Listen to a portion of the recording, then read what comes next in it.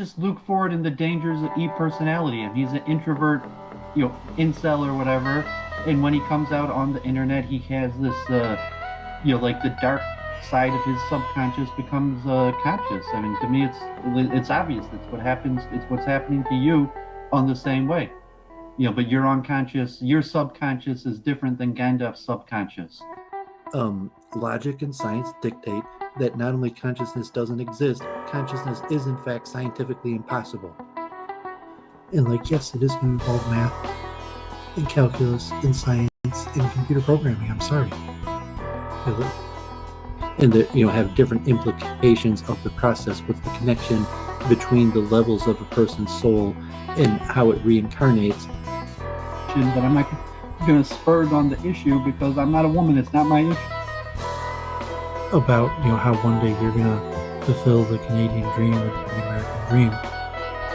So you watch Seinfeld and say, I could do it. I'm going to go out tomorrow and go to work and have a great day, and I'm going to be successful. And one day I'm going to have my own apartment. I'm going to have my own parties with my own friends over, and I'm going to have my own possessions. I'm going to see things that I want and just buy them. Yeah, but that's just so to say, a worthless opinion of yours.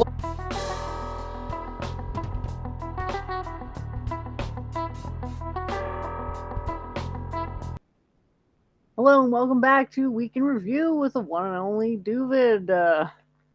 I'm your host, Jen, Church of Entropy, name of my YouTube channel. Super excited to be here this evening after a most interesting week. Hand it over to you, Doovid, for the introductions. Thank you so much for being with us here this evening. Yeah, great to be back. Good to be back. It was an exciting week. I got a lot of research, a lot of insights, some interesting streams. So, and I have, Jennifer's theme song in the works. So, let me jump straight into my screen share of the news for the week just because I opened a bunch of tabs. I'm not sure. We might have a few guests this week, but not completely sure. I noticed Big Papa Fascist Andrew Wilson from The Crucible had saw my review of Politically Provoked, and he was like, "Oh, you got it all wrong. There's more to it." So I was like, "Okay, well, you want to set the record straight? Come on Week in Review." So if Andrew from The Crucible wants to come on tonight, hopefully he's more than welcome. And also this guy Liam from Aquarian TV, who was on Adam Green this week. So let me just share these things so I could get them off my window. So here I was on Theology Unleashed earlier with a new co-host of theirs, Ram, talking with Ben Watkins about the soul. So that was a good conversation. Hopefully talk about that more. And then also I was on Adam Green again for part 2. Jennifer hosted on Wednesday and Ask Me Anything on a Discord server, and that was pretty interesting. So if anyone from that wants to come and talk some more, that if they're also more than welcome. So let me just share the links that I have because I already opened them just so it doesn't hog my computer's memory. So here's a new conversation with Roger Penrose at the Royal Institute.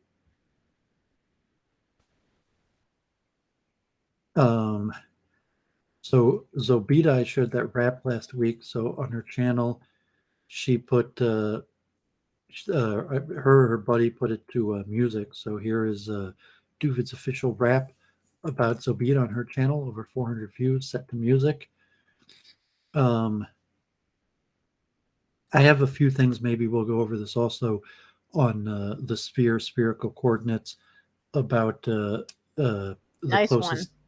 distance. So I'll save those. Maybe we'll go over that very quickly. So here's this Liam from the Aquarian TV that was on Adam Green, and we spoke a little bit. So if he shows up, maybe we'll talk. He was trying to, I think he trained to be a priest, maybe even Catholic, and then he kind of became non-denominational spiritual preacher, big into astrology.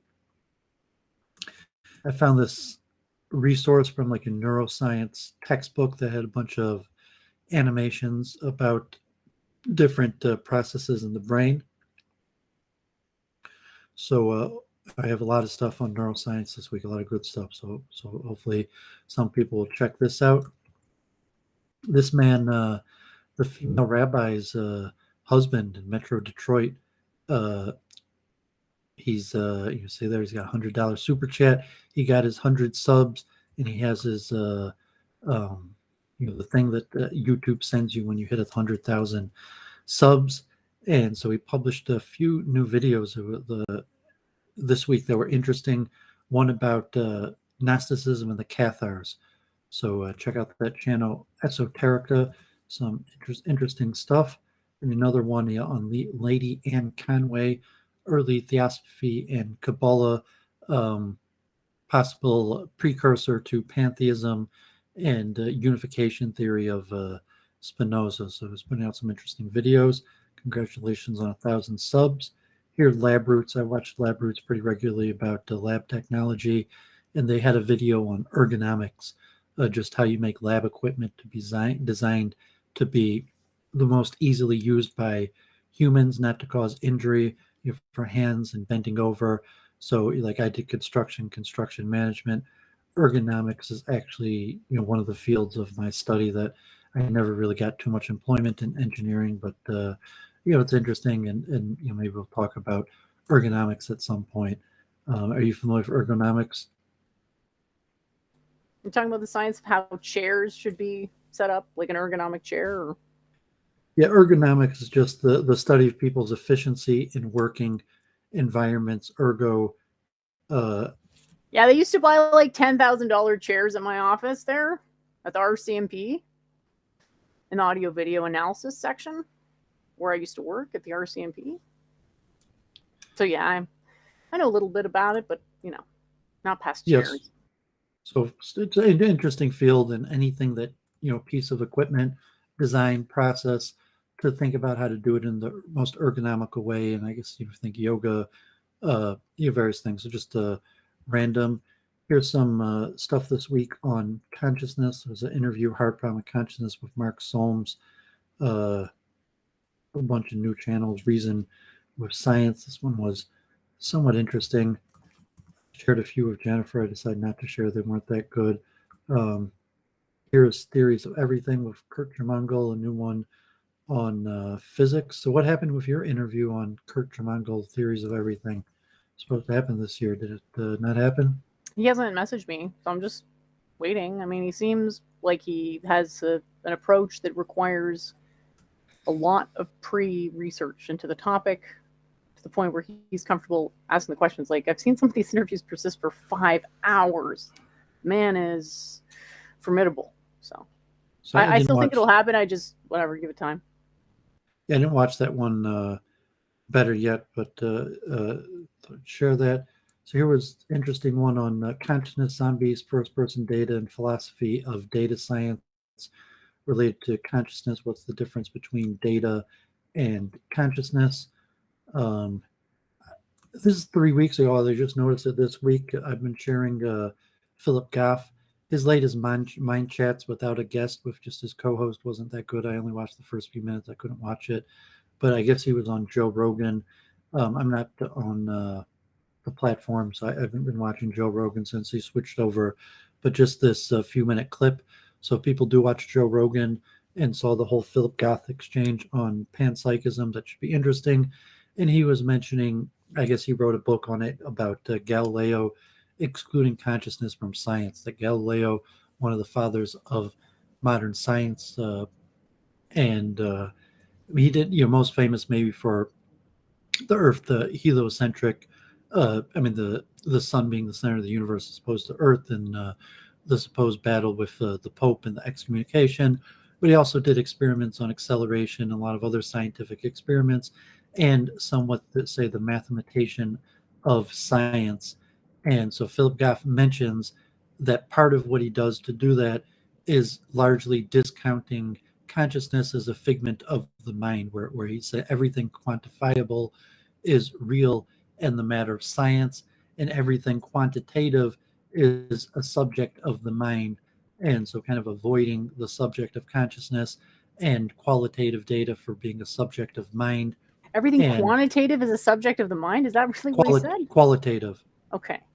So quantitative data is the subject of science if we measured, as opposed to qualitative that is and largely excluded from science. So it's just a 15-minute clip on Joe Rogan. But I mean, Philip Goff was interviewed on T-Jump.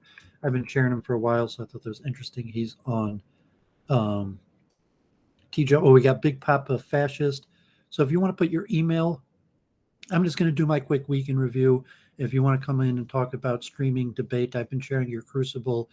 Me and Jennifer promote debate. We've both been on some of the shows like John Forsace Garepi. So if you want to share the best way to give the link, hopefully we got Big Papa Fascist on. I just do a quick news thing at the beginning of various interesting links that I'm sharing.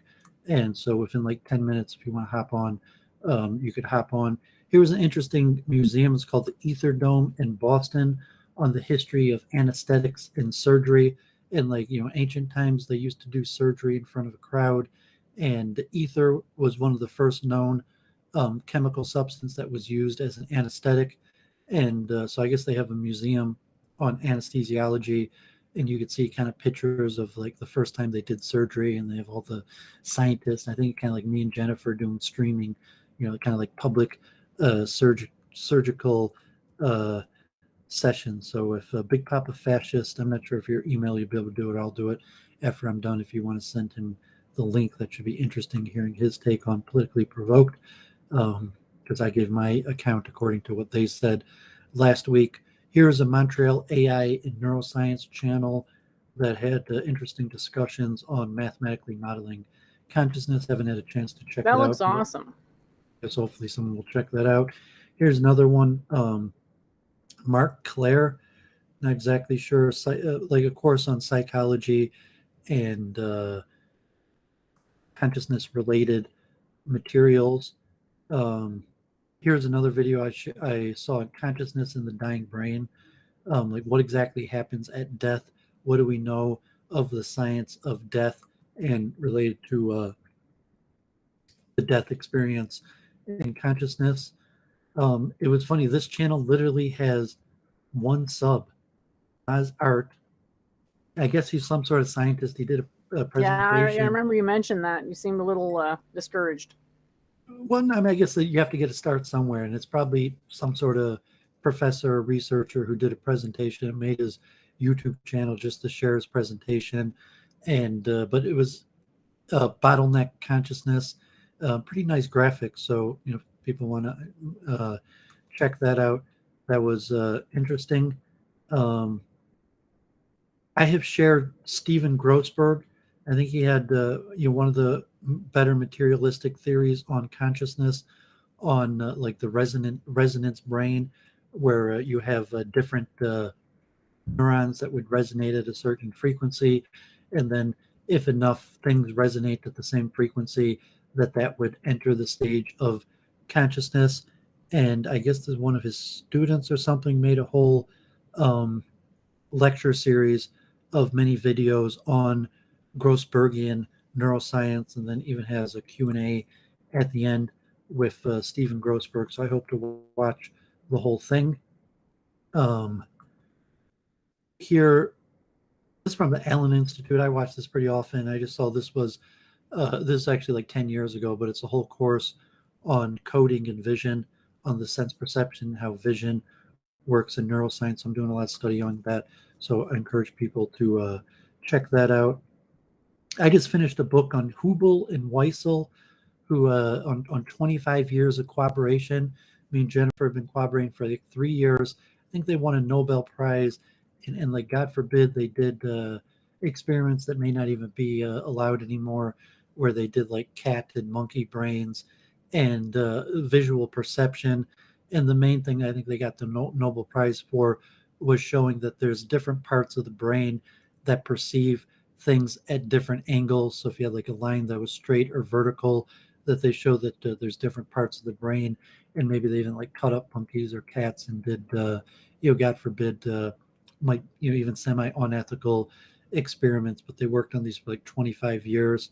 And a lot of the best thing we know about visual perception are from these experiments on cat brains by Hubel and Weissel. I guess Hubel's Jewish, maybe Canadian American, and Weissel was Swedish. Weissel's still alive. So here is Weissel giving a speech about some of his experiments.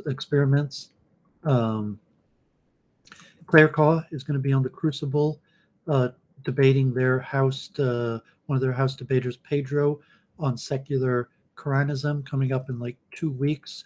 So I didn't see if Big Papa Fascist mentioned how he wants to give the link, or if you just want to drop it in the chat. We'll see if he makes a message again. But Claire is going to be on his channel coming up soon. The Atlantic had an article, a guide to mixed vaccination status holidays, getting together for the holiday, and kind of the breakdown. If you're eating together, gathering, and what's the risk of gathering together? If some people are vaccinated, some people aren't vaccinated, in percentage, and making calculations. How much more likely is a person to get and spread COVID if they're vaccinated versus unvaccinated, and the risk percentages.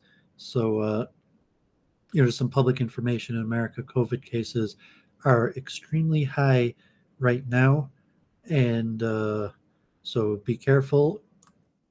This was a very interesting channel I just saw. They have a few interesting videos called Neo, and they're going over a mass construction project in my field of education, employment, civil engineering, construction management, zoning, one of my favorite subjects. Not something we cover that much, but Cairo actually has close to 20 million people in Metro Cairo in Egypt, and there's big traffic jams. So basically, they're building a new city center like an hour outside of Cairo that is going to be, new, efficiently designed. As of now, they have a tower that's going to be the tallest tower in all of Africa, and they're actually planning on building a new skyscraper called the Obelisk that will be the tallest building in the whole world, and new mosques and churches, and it's in the process of being built. So it's pretty interesting, like a completely planned city. There you can see a visual on this like Obelisk new tower in the new city development of Cairo that might be the biggest building in the world. I'm not sure, Jennifer, you want to just drop the link in the chat, and Not I guess a chance in hell. How many times have we had trolls come on here? Well, I mean, I guess if he's the only one that comes on, you have to let him in. And then a troll gets on and keeps rejoining and has to ding a bunch of times, and it distracts the conversation. Or I don't remember all those times that's happened. So let me finish. I will figure out if you have like an email. Look, if you can't get it together to get an email address, this show's probably not for you. If you have like a Twitter or email or something, I'll send you the link. I'm not sure. Let me check in a second. I almost finished my presentation. So here was another interesting show. I've shared this channel on construction projects a few times, and there's these new buildings in New York around Midtown that are these very thin skyscrapers that are designed to have like one apartment per floor, and they're very thin. And the idea, I guess, is economically that these thin towers are because of the big discrepancy that, these new extremely wealthy people. And so as opposed to having bigger tower buildings, it's more to have extremely expensive apartments or houses, and there'd be a single floor. So it's this new style buildings around Manhattan that are extremely thin and maximized for extremely wealthy people. So the interest convergence of economic status and construction in Manhattan, and most of them are empty, kind of there as an investment. So Big Papa Fascist, women are hard to work with, as he obviously knows. So almost as hard as demagogues. So I can't promise how Church of Entropy will react to you, but I'm happy to bring you on, talk about debate We'll culture. get along just fine. Just don't you dare undermine my authority and my subjects of expertise, which I define, given this is my show. Well, okay. Well, I just want to more give him a chance to say what he's doing. He with should the say whatever Crucible he wants to. or That's history with just the politically limit. I'm not provoked. saying he doesn't have to endorse anything. It's all good. I'm just saying that's the limit where I would get involved. So here's this new James Webb telescope, and it's NASA spent like a huge amount of its budget, and it's being launched into space. It's way further out than one of these like Lagrange points, so it's kind of stabilized. It's much bigger than the Hubble telescope. It's got like these gold plates and sensors, and so it's one of the big stories in astronomy. So an interesting video about how that's working. So I'll stop with my presentation. So let me see if let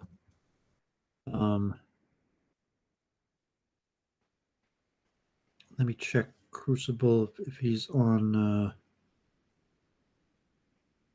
Twitter or Gab or BitChute. So if you're watching, I'm not sure. Okay, so you're on Twitter, so I'm going to send you the link on Twitter. So if you check your Twitter, I'm just messaging you, and I sent you the link. You could hop on, and hopefully it'll be interesting to hear your take on the history of politically provoked that I went over. I had one last thing that I forgot to share, which related to laughter. And so North Korea has their 10th year anniversary of the death of Kim Jong Il, and they have like a 10-day mourning period, including a 10-day ban on drinking, partying, and laughter. So to celebrate or mourn the 10th year anniversary of the death of Kim Jong Il, they're a 10-day ban on laughing. So I gave Andrew the Congratulations, link on, your opinions on humor converge with North Korea's.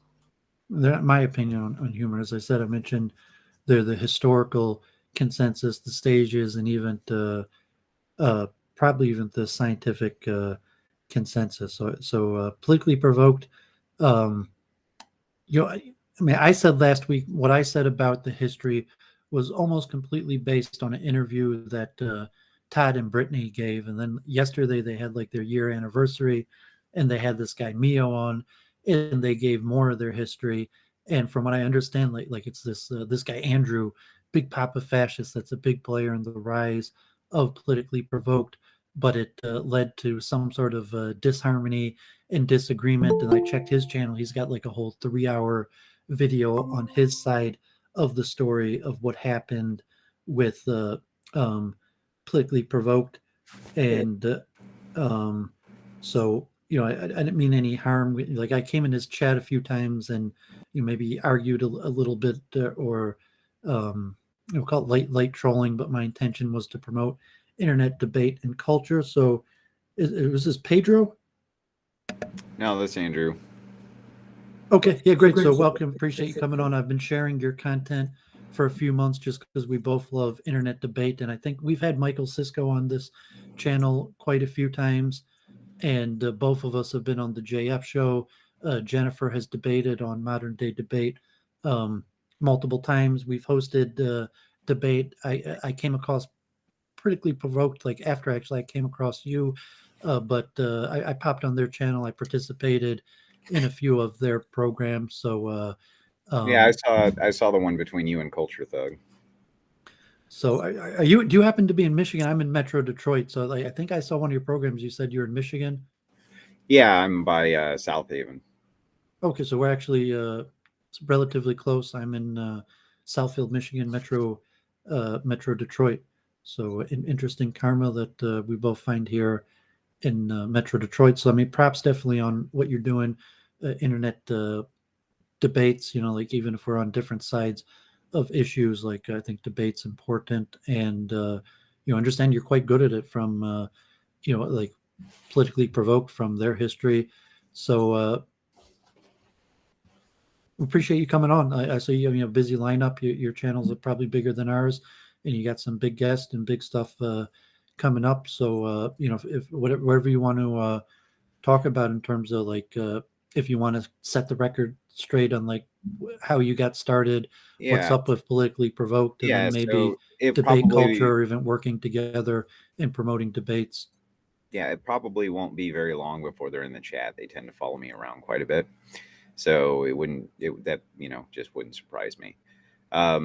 So the only reason that I came on was because I had heard you mention, and you had gotten kind of this watered down version of what happened with Politically Provoked. Politically Provoked is not a debate channel. They don't care about debates. They've never cared about debates.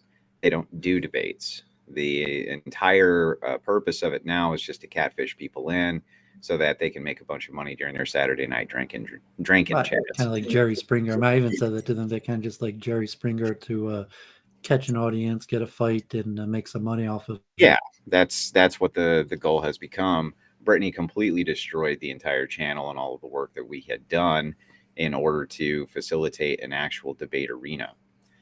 The entire channel started as a Facebook group, and it was a Facebook group that she owned. Now, the group that she owned, I had gone into the group. I own some political forums that are dedicated to debates. That's what they're dedicated to.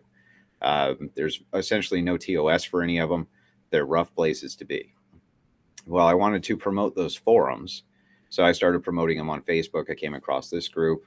They had this really crummy show called Table Talk. Okay, a total piece of crap, piece of garbage. They had 6 people on a panel, and it was 6 viewers, and so it was all the viewers were the same people who were on the panel, and they were all idiots, and they were all leftist idiots. That includes Todd and Justin. Todd was not on the first panel that I saw him on. They started with a group of 6 different people. Okay, they all like owned this show, Table Talk. Okay, But it includes any of the people Justin today, or was one yeah, of them? Justin was on it. Brittany was on it. Then they had 4 other people. 4 other people.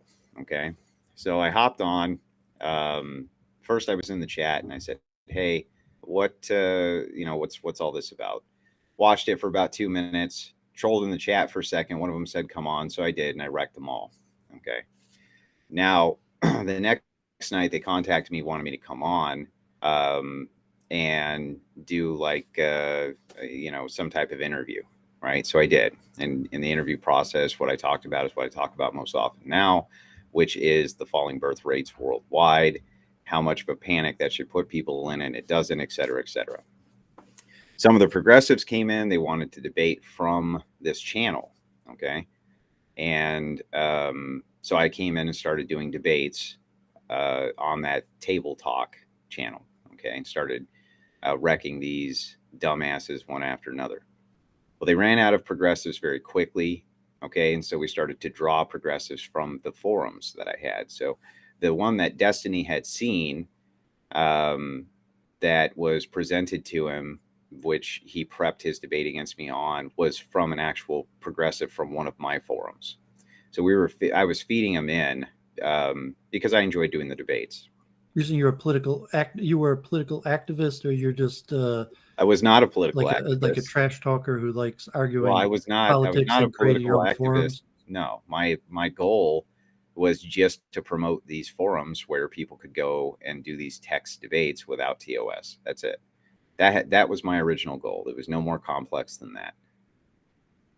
I mean, just because you're interested in politics or like that's debating issues, but you're not like actively involved in like promoting candidates or getting candidates elected, or you're even the Michigan Republican Party or something like that. Yeah, no, I don't do on foot activism.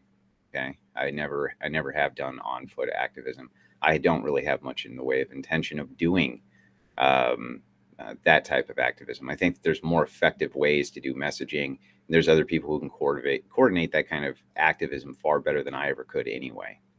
So that was never my objective. My objective was to facilitate debate, period. That was it. So as the show progressed, essentially I had split off with them multiple times. Multiple times they had catfished me back in.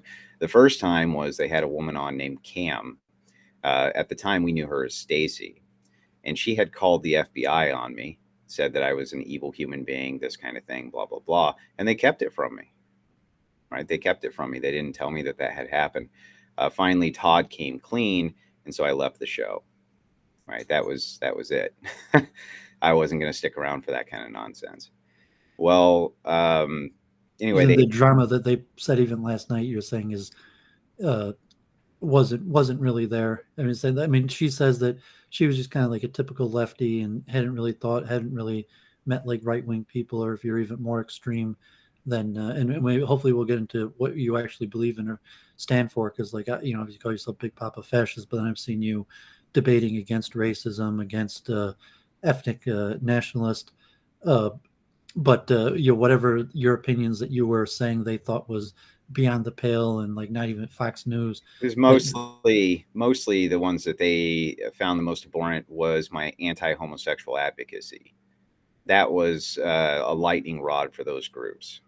Okay, so that's kind of like a big progressive, you know, cross that they like to bear is the LGBTQ one. You cross their taboo like road line, Right. that even Fox News doesn't cross, and you know, like in the bubble that they lived in, something bad happens when you cross that line, and so Right. you said things that they thought were beyond the pale, and when like you know, like a lightning rod didn't come down and strike you, they were just shocked. Right, correct. So what ended up happening was this chick had called the feds just simply based on my opinions. I hadn't done anything except show up to a few of these debates. So I left. Okay, I left. Anyway, the show had died the second I left because, you know, they're all retards. They can't okay, they can't debate. They're stupid. So anyway, one of them, Justin, gets a hold of me and is like, look, we have to do something. You know, obviously we screwed the pooch on this, blah, blah, blah, blah, blah. It'll never happen again. And they kept this chick around, never told me, but kept her around. So then I had explained to him I was going to help them build this from the ground up. If I did help them build this from the ground up, then, you know, obviously I wasn't going to wait to get replaced when it got large enough. So we ended up entering into an agreement, an actual contractual agreement. You signed papers even. Well, it wasn't a signed paper, but it was an agreement via text that is provable. It was an agreement via text.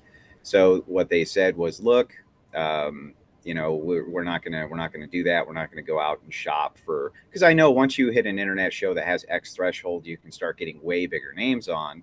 And I was essentially a nobody at that time. So I wanted to protect myself.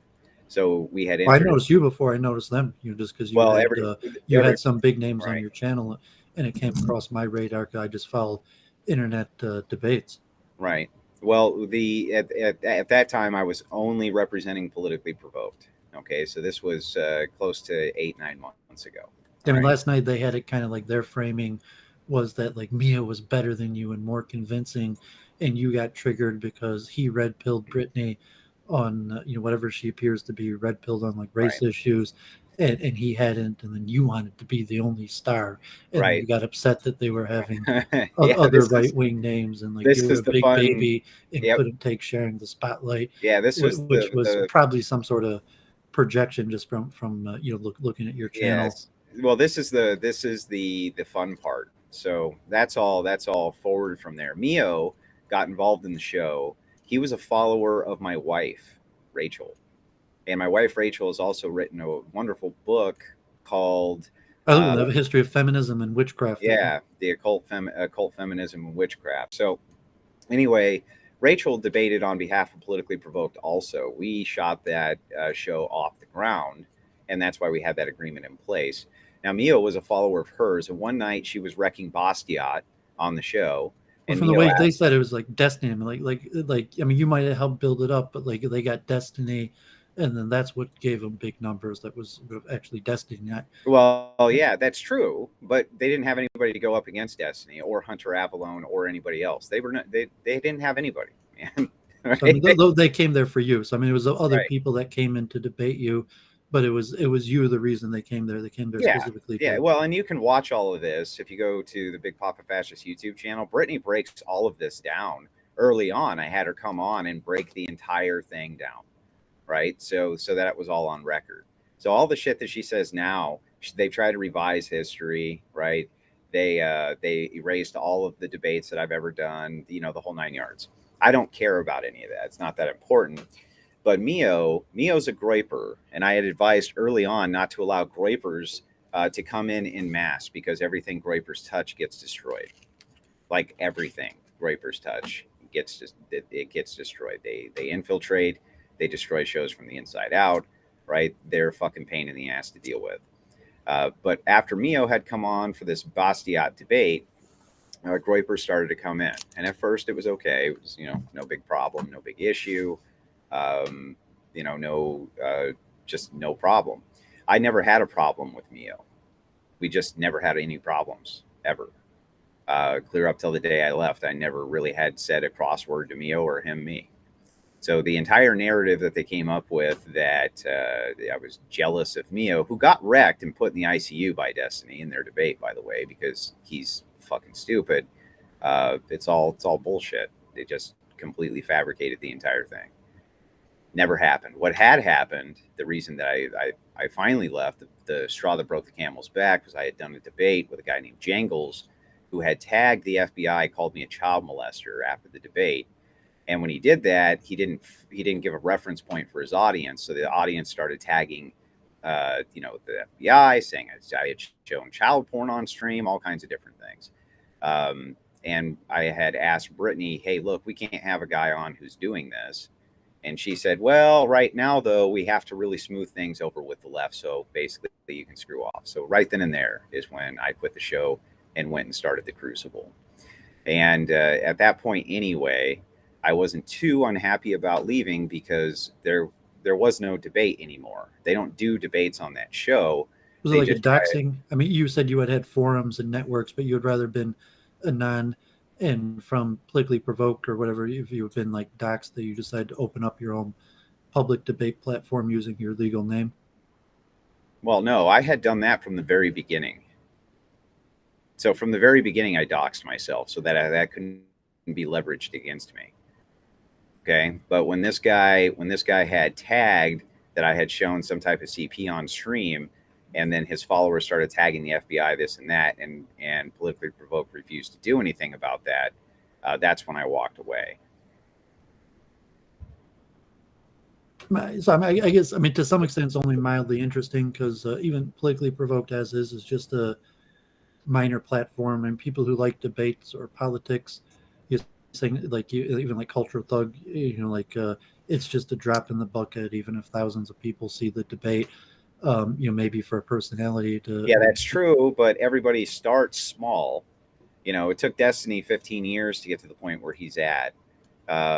It's taken many creators many years to, you know, kind of move up if they're going to do this the right way and build their core audience from the ground up. You know what I mean? See that you've seen the content that's out there, kind of like me and Jennifer that you sell it. We were watching content, and we say the content that we would like to see doesn't really exist. So at some point, it was like, okay, we got to create it ourselves. You know, like if no one else is going to do it and we don't step up to do it, it's probably just never going to get done. Is that somewhat how you felt? Well, no, I felt like at first Politically Provoked had the exact right. It was the right formula. So you were happy just to work with them, like. Yeah, it was all advocated around actual debates, and we were debating actual political issues, and we were debating things that were actually interesting, things that mattered to the political discourse. And what ended up happening was that slowly shifted to this, you know, Drankenskank thing that they have going on now, where what they do is they catfish in different names, and their whole goal is just to get everybody to come on a Saturday, get into these big fights, where usually they just say a bunch of racial slurs to prop the view up, and they get donations pouring in. Any attempt to present itself as a debate channel at this point is a complete and total. There's no debate on that channel. It's just all designed to be Ricky Lake. It's their debate as to whether there's a debate on the channel. Tune in next time. Right. Well, I mean, that's not that far off. Well, So Jennifer calls it infotainment, and even I'm pretty critical of modern day debate, and saying like they're kind of just infotainment, and maybe because like Warski and Bloodsports, to some extent, was interesting to have, I came up largely to defend Jews and step up for kind of debates that you don't really see too often, and Jews versus Nazis or the alt right, and so they had a little bit of that, but they're not really good faith debates. Like I say, my debate with Cultured Thug was relatively a good faith debate. It wasn't just like yelling or he expressed his ideas, and was well researched and thought out, and we kind of listened to each other. well, he's a nice guy. He's fundamentally just a nice guy. He's a family man. He's I think genuinely probably just a nice person. And I do think that he goes into things like that good faith. I think they're looking at some type of political advocacy of some kind. From my perspective, all debate is good faith, or I throw your ass off the platform. I've stopped debates before and thrown people off the platform for being bad faith. Blood sports is not the objective, though sometimes things get to be blood sporty and I let them go for a little bit because sometimes that's necessary. But for the most part, I think that political debates do change a ton of minds. They're very, very necessary to the discourse. And, having what I wanted to do was have something a little deeper, not just surface level issues like you see on these stupid Twitch debates, but getting into kind of the deeper themes of things, deeper themes like actual masculinity in society, things like that. And we have moved the debates into those kind of deeper subsets of issues rather than just the surface issues like, oh, what happened on January 6th? Well, that's not going to be relevant in 3 weeks. But what will be relevant in 3 weeks is the debates over masculinity, femininity, and society, the deeper philosophical themes, things like that. But I mean, you're either electrician or you have education, like academic.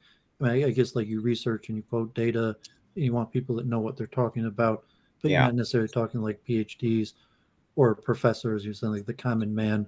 No, we have those. We have those too. We have the PhDs and professors too. Like we had Rob Wolf come on along with Chris Masterjohn the other day. We did a large interview on the current virus. I'm not going to say it because you got a YouTube channel, but on the current virus that's going on. We do want PhDs to come on. We do want to have those high level debates too, but I have noticed that sometimes people who have blue collar education, formal education, are just as smart or just as educated as some of those PhDs, depending on the circumstance. But I don't want just losers on. No. Yeah, I guess I specialize in Judaism, so that's why I came on to Politically Provoked, was kind of try to explain Judaism in a positive way. I see you have a little bit of a theological bent. I mean, if you're a Christian or had some, say a Jay Dyer on, and but I mean, you also have some theological debates. Yeah, we do have theological debates. The biggest problem that we've had is that Pedro's a Calvinist, and I'm an Eastern Orthodox Christian, and Pedro enjoys very much doing religious debates, but finding religious debate opponents is tough. He started out of the gate against Jay Dyer, and he did fairly well. So it's not that easy to find people who are willing to come in and have theological debates. To be perfectly honest with you, much of the time, people prefer to have political debates. Yeah, I do interfaith here in Metro Detroit. They're rarely debates. They're more like respectful presentations, although there are networks. I was on Theology Unleashed, actually based out of New Zealand, debating atheists, or I mean, you had James from Modern Day Debate. I mean, Jennifer, I guess we both debated against evolution or topics like reincarnation, or today I debated with this guy Ben Watkins, the do souls exist type topics that are somewhat more speed, and it probably makes for good shows to have a streaming partner that isn't the exact same. So if I'm a Hasidic Jew and Jennifer's like a Hindu, Just, New Age, or pantheist.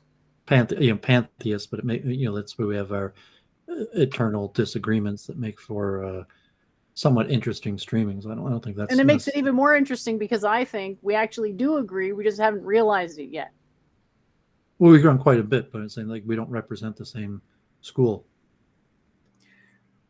Well, it's my belief that all debate is actually spiritual, and that all political issues are actually spiritual issues. But I suppose that's neither here nor there. You have to at least get at the surface of things before you can get behind what's propping Well, them I'm up. glad you admit that political debates are superficial. I don't think that they're superficial. I just think that they start at the surface level to work its way back. So it's like when you're building a house, you have to start with the frame and this and that. Oh When yeah, you're like doing you're starting at a predestined conclusion and you're working your way back from it with fake reasoning, right? Well, yeah. I mean, essentially, yes. But Sure, yeah, I get you. I do think that everything is a spiritual problem, and that all debate really comes down to spiritual belief. But convincing a person of that, you have to start. I only use secular argumentation. I don't use any other type to break the political belief down so that we can get to something more substantive. And that's what the channel does as well. The debaters come on. Yes, we argue about these political things, but all of it comes from inherent belief structures, and it's all spiritual warfare in my estimation. I mean, so what's your end game? So then, I mean, I see you have a pretty big lineup. You seem active. Like I got them politically provoked. I thought I'd try to work together with them. I basically work together for everyone, but like their debates are kind of low tier to a certain extent, and all kind of devolve into Maybe the fact that one of the pundits was named Zen Shapiro should have given it away. Well, he's on your channel too. I mean, he yeah, he's a Christian. He also understands that the thing is you have to mix politics with your message no matter what. You have to make a message appealing to as many people as possible. Not everybody's very introspective. In fact, most people are not introspective. In order to get people to be introspective, you have to take whatever their previewed belief structure is that's political and break it down. In other words, you have to slap the pentagram out of their hand before you can put a Bible in it. It doesn't work in any other order. You have to break the same thing in the military. You have to break the belief structure down enough that it can be rebuilt with something anew. And that's really probably why you love debate, Doovid. That's probably why everybody who watches debate loves it, whether they know that that's why or not, because you're trying to break the other person's worldview down enough so it can be replaced with something that's either better, more consistent, or make some type of sense towards our societal goals. That's not the point of debate. That's the point of the Socratic method, breaking things down. So debate is about establishing what is meeting a higher truth burden. Yeah, okay. I mean, debate could have multiple dimensions. I mean, you could look at debate as like something to win, like a formal debate. And like I went over on my channel for Jennifer when she started appearing on debates, teaching her the flowing method, which is like a classical, how do you understand argument maps and to score debates. And you could look at objectively, like I just want to understand better ideas, not necessarily for like a purpose to win people over. And debate is a good method to like iron sharpens iron. And if I really want to understand what I'm talking about, I should go up against someone in the opposing school versus classical religious debate where you might the goal is to convert people to your side, like a Christian debate, in theory, where they might be baptizing people literally after the debate, or the classical ancient world pagans versus Christians, where literally you have your followers and we have our followers, and people are going to switch sides based on the performance to politics, where it's largely about getting votes or switching power structures. So I mean, I think me and Jennifer are more intellectual, spiritual. Politics at the end of the day, like you got to run for office, you need candidates, and you have a system that I'm not such a big fan of. But understanding ideas in and of themselves, I think, makes us better people, and debate is probably the best way to understand ideas better. And it's an interesting, we got to live together in this unfriendly world. and to come across, defend yourself, and see where we disagree and agree. To I think is also important. So debate definitely serves multiple purposes. I mean, what you say? What's your end game in this, like that? Or The end game is the creation of a neutral platform, which was always what the game was supposed to be with Politically Provoked, an actual neutral platform. There's no representation of singular viewpoints on the platform, and everything's actually up for debate.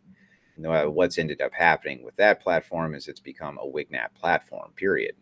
And it's going to stay exactly what that is, because that's who the group is that they pander to. The goal is and has always been to be able to have neutrally moderated debates where people can actually express real ideas that are much deeper, and we can start to break through these surface level political ideas to get through some of these deeper thoughts and deeper thresholds that are behind them. A lot of the guests that come on, what we do during the interview process is try to pull that process out so that people can understand it better. One of the things that society's facing right now that's so detrimental to them is that men don't think. They just don't think. And the reason that they don't think is they don't need to think. Everything's thought of for them. Yeah, okay. Even where to stop in the road is thought of for them. Everything is thought of for them. So you have to start with some type of issue they can understand before you can even begin to move towards making them think of things that are deeper, more introspective than that.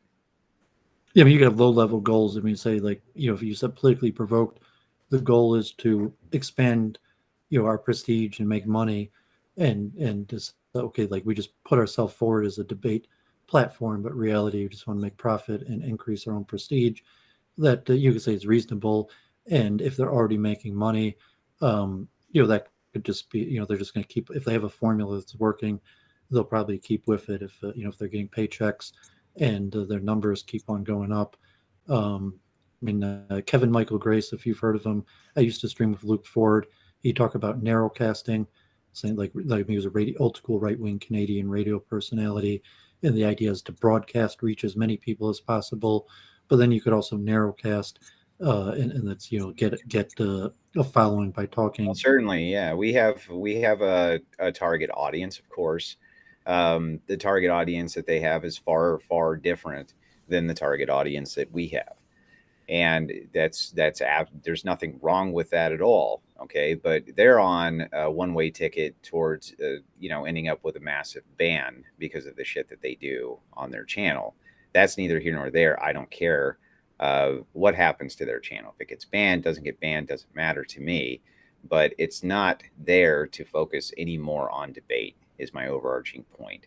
My goal in the end is to have a neutral platform. I'm not after a large amount of money. I think that prestige, as you put it, is necessary because that's the currency we have to spend online. But other than that, no, my goals are no more than that. And I think that those by themselves are very worthy goals. You say it's noble, and you wouldn't, like religion, you wouldn't want to profit off of it, even if you could. It's like your hobby. You have a profession, or say if you could make money off your hobby. No, I mean, the world unfortunately revolves around money. It's not that we don't see down the road that we won't make monetary gain. And I think that it's fine to make monetary gain. What I'm saying is that that's not the ultimate and end goal. The ultimate and end goal is to be able to have actual neutral moderated debates with moderators that actually follow the debates and understand them. There's almost no platform online that happens in. I mean, almost nowhere. You said you're an electrician? No, I'm a robotics engineer. A robot? Yeah, I'm a civil engineer, and presumably there's a much bigger path to financial success in engineering than in online. Yeah, online I'm not going to be quitting. I'm not going to be quitting my day job until maybe I hit 500,000 subscribers. You know what I mean? It would take a lot to replace my day job. You would quit. I mean, Jennifer has a degree in physics. Like I went to University of Michigan, civil engineering. He was saying like, I've said it many times. Like, fact is the best path to wealth is being a landlord. I went to Orthodox Jewish schools. We were trained to be landlords, and it just like Trump. It's the factual basis. The best path to wealth is to be a landlord. So if your goal is to make money, streaming and debate. I mean, you could have like the artist that I want to make money doing what I love and enjoy. But if your goal is to make money, you could sidestep it and say like, well, I'm not going to try to make money doing it what I enjoy. I'm going to try making money at things that are No, conducive to making money. My goal would just getting it to pay for itself would be a lofty enough goal for me. Well, I mean, a hobby. I mean, it's like I used to promote music and stuff like that too, saying I always knew I was going to lose money at that. I mean, Right. a little like even streaming, like presumably I'm always going to lose money from doing this. And like I have eBay business. I'm a landlord. If I wanted to increase my financial success, I'm smart enough to know that trying to make money streaming, like I didn't need to go to University of Michigan to, or various. There's better ways to make money, even if you hit 500,000 subs. You'd probably be financially better to like buy a building and like buy a house and start renting it out than even if you had millions of subs. Well, of course, that's all assets and everything else. I'm completely with you on that. I understand too that in this market, it's just like with professional sports, only the really top level players or top level people are ever going to actually make enough money to make it worth their while. That's not ever what we got into this for, and that's not why I'm still doing it at all. I mean, you want to argue that point, like from what I'm also a chess player and a gamer, but seeing the numbers that I was like, no, I mean, like I don't think there's anyone that's really making more than a few $100,000. I don't even think Destiny's a millionaire.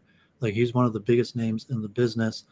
And I'm saying like I stream robotics conventions. Like I go to that stuff. I saying there's a lot of people in robotics. Like you have a company, you'd be a millionaire. Like JF maybe made like his best year. He was like one of the biggest names in all of streaming on the web. I think his best year he made like $200,000. Like Ethan Ralph. So I would say even like no, I mean, the best in the field are not even millionaires. You're probably correct about that. I think that you could probably get to a point where you could maybe comfortably subsidize some of your income for an extra vacation year or something like that. But when you broke down the math for how many hours you had to put in versus the amount of money that came out, it wouldn't be worth it to anybody who wasn't a damn fool and just did it because they loved it. Yeah, I mean, like Ethan Ralph or something. Like let's say I would doubt he makes as much money as you as a robotics engineer. But even if he did, he probably spends just as much time on streaming in his program as you do on your profession. So that's kind of like the artist who figures like, well, I don't want to work some stupid job that I hate, so if I can make a living doing something that I love. And no, I mean, the numbers aren't there. Like I don't think there's any realistic way that anything could happen that you would quit your day job for streaming. No, well, and I wouldn't want to. I'm not a streamer. Okay. And streaming was not ever a goal of mine. It was never something I wanted to do. I want to run a debate platform that's professionally done where you can have a neutral ground with moderators that actually do their job. And it's not something that is seen almost anywhere else. You can really only get it in one place. And I'm happy to provide that service because I just love debate. I really do. I mean, you're intellectual. Like my parents or something, I catch them yelling at the news. I was like, hey, the TV can't hear you yelling. Or you people going to sports. That was my dad. That was my dad. But you're saying like, no, I mean, let's have an actual conversation, use the technology. If you're an engineer, you understand the technology works. So let's just find people, speak to them, advance ideas, we'll become better citizens, more smart, understand issues better. And I mean, factually, you could leverage it. Like if it comes into money, you probably, you leverage your network and, like you'd be better off like selling life insurance or something to your viewers to make money than super chat or something. But I mean, it's the nature of the game that there's going to be people trying to make, a lot of people don't have a profession or expertise to fall back on.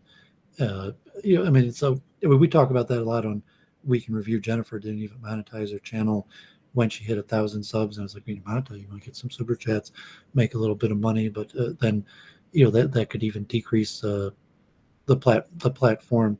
I mean, what about like I complained you had James on, and like he's just rehashing repeats, like his debates, like it's nothing new. Like I watched James off Modern Day Debate. Yeah, he interviewed him last week. I shared that on Week in Review that you were going to be doing that, and I was in your chat, and I said he's just like doing repeats.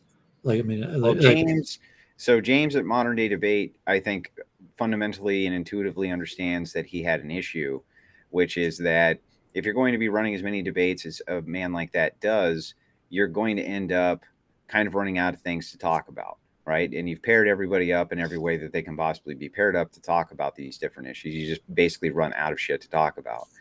I don't think that Modern Day Debate has ever really dove in and tried to get to the issues past the issues.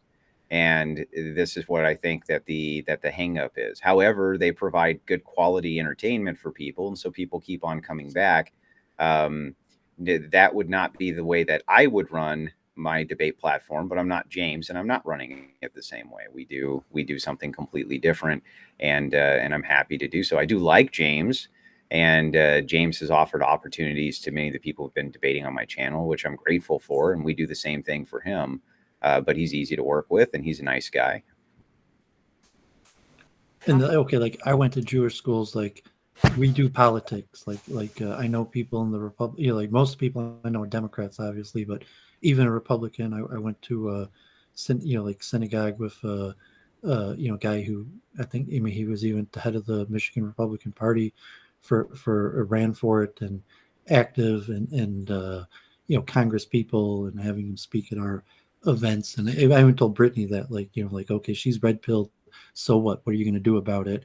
And like it's the US, really the only thing you could do about it is run for office. Well, she's not red pilled anyway. Okay, she's just a leftist with a racial preference.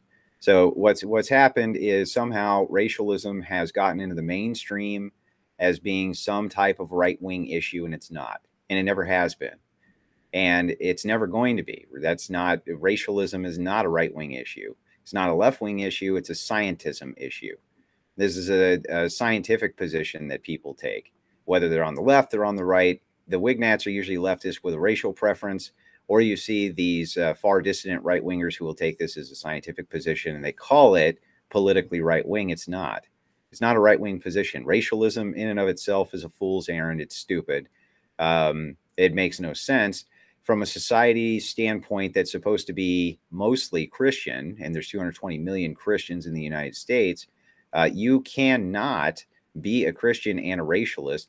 The religion itself is designed to be inclusive. Has to be. If you meet the criteria, you're a Christian. That's it.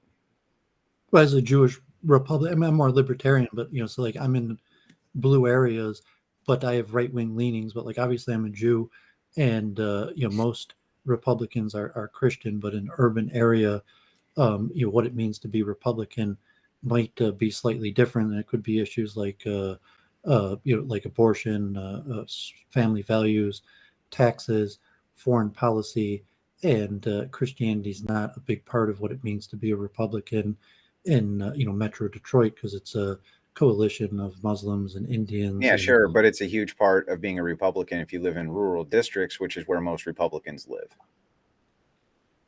Yeah, I mean, so obviously, like, okay, Michigan, you have Ron Wiesner, who is head of the Republican Party in Michigan, and he's Jewish, and the reason he's head of the Republican Party is because he's extremely wealthy and writes big checks or something. Like I always said, like if you want to be a Republican and a Jew, you got to write really, really big checks. Like Ron Wiesner here in Michigan, or Sheldon Adelson, or something like that. And you're talking like business interests, foreign policy, and even sometimes like they're not even that conservative on family values, or sometimes as an Orthodox Jew, there could be a coalition on extreme family values like pro-life, anti-homosexual, or something like that, where you might align with Orthodox Jews, even though you disagree about Christianity, but you want people who, but say, yeah, if you're in red Michigan, you don't need to right wing Hindus or Jews for your coalition. You have enough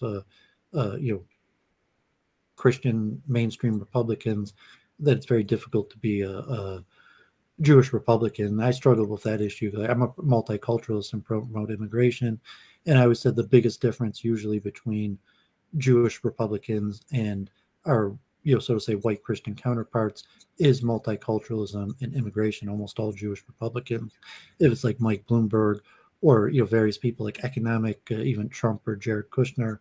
Yeah, they see immigration as being an issue of GDP. I get it.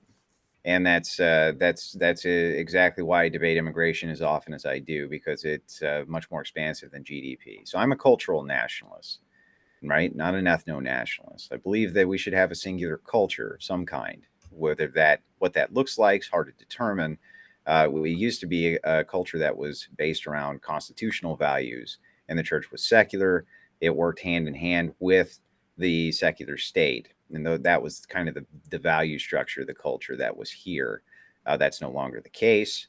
I don't know why it would have to be racially driven in order for that to be the case. But we could easily have some type of singular culture value structure, and that's where I think ethno-nationalists go wrong. Is they constantly promote that some type of homogeneous racial society is going to give you exactly the culture that you want, and it's not true. So yeah, I'm kind of down on democracy, like not necessarily democracy in general, but representative democracy. And it's because we have elections and there's a spoil system where, one person wins election and then they vote on all issues for a period of years. And, like demographics is destiny, that not necessarily that people just vote their race, but the biggest correlation to a lot of issues is race. So if you're trying to win an election, well, it is here. It is in the United States, but it's not a core issue in many, many other nations. So this is a very racially divided country, and it has been for a long time. Because you have to win elections. So at the end of the day, Yeah. How are you going to go about winning? I mean, it's like James Craig or something. Like, are you going to support James Craig? And he might not be your first choice, but if it's him versus Whitmer, you're going to be stuck supporting James Craig for governor. No, I don't think so. I think that's true within the two-party paradigm that we have right now. I mean, it might be a primary, but I mean, at the end of the day, if Craig wins the primary, like it's either him or Whitmer, and that is the paradigm we're in. And if we're both, so like black pilled on our system. Yeah, but it's not going to stay that way. That paradigm cannot stay that way. By necessity, the two-party system has to fail. It has no choice. And something will probably take its place. It might even be another two-party system, but the Republican-Democrat system is already breaking down right in front of our eyes. I mean, it's breaking down in front of our eyes. This is why you have so many people on the dissident right now and the dissident left. So many people who are, I mean, when you were a kid, there wasn't communists walking around, dude. There wasn't communists all over the place who were acting like communists. Well, there were a lot of punks, and Communist Manifesto was around when I was in high school. So well, it was, but it's not really new. So yeah, it was not. It was not a mainstream. It was not a mainstream proposition. Period. Right, says you. Okay, so. Yeah, Jennifer's not that political. This. As a good woman, Jennifer's not that political, but she is intellectual. She does have a degree in physics and does like debates, but she's not all that political. I mean, did you have anything you want to add to this, Jennifer? I guess she's getting testy. If maybe I guess we could wrap it up. We definitely appreciate. Well, I just thought it was supposed to be a show about mentioning content and also meta-analysis, not demagoguery. Well, what am I demagoguing? She wants it to be about her, just like it's the ego. Yeah, well, it's her channel. What am I? I mean, it's my show on her channel, but like it's her channel. I mean, I'll get out of here so you guys can get back to it. But I'd like to know what I'm demagoguing. No answer, huh? Okay. Jennifer? Well, have a great night, guys. Thanks for letting me pop on. I'll go demagogue elsewhere. Oh, no, I appreciate coming. Like I support debate and what you're doing, and maybe we could collaborate, because if you are putting together a platform, it's like building up a church or a club, or you have to. Oh no, you're more than welcome. You have to nurture. You're more than welcome to come and do a debate, Doovid. I'm sure that there's plenty of people who are very much anti-Jew when it comes to the Jewish faith. And if you're interested in doing those types of debates, I'm always interested in hosting them. Okay, yeah, sure. Keep me open, or like if you want someone right leaning, who I mean, I sometimes defend immigration and multiculturalism. I actually debated JF on multiculturalism, and even if it's like pure theology, if Pedro wants to debate a Jew on whether Jesus was the Messiah that the Jews were waiting for, like the historical. I was on Adam Green, yeah, and we talked about the historical Jesus. or various topics like that. Like I love that stuff. Ooh, And Jennifer's a Kantian. Is that right? You use Kantian ethics? I don't think that's how she. I mean, her main issues, Oh, if you she said want she's her, categorical imperative. That's Kant. I mean, the main thing she likes to debate is reincarnation. If you had someone who Tagging was willing to someone, it's defend the tagging Aryan someone invasion in the theory, chat whose name is categorical imperative theory. Oh, I thought it said I am a categorical imperative. Maybe I'm reading it incorrectly. No, But it's go ahead. Act. I mean, she has a few, like, if you've heard of Aryan invasion theory, Mhm. sometimes related to like the Nazis, and but the the concept that Indian culture came from like the original Aryans that were whites, or that Indian culture didn't derive from the native Indian subcontinents related to Hinduism. Maybe some like third positions who knew a lot about Vedic culture or something like that. But yeah, Aryan invasion theory, reincarnation, pantheism are her main issues. Yeah, those are all things that I would enjoy getting into. Thanks for having me on your show, guys. I'll get out of your hair, let you get back to it. Okay, yeah, appreciate coming on, and Yep. blessings. Take care, man. Yeah, thanks for coming on.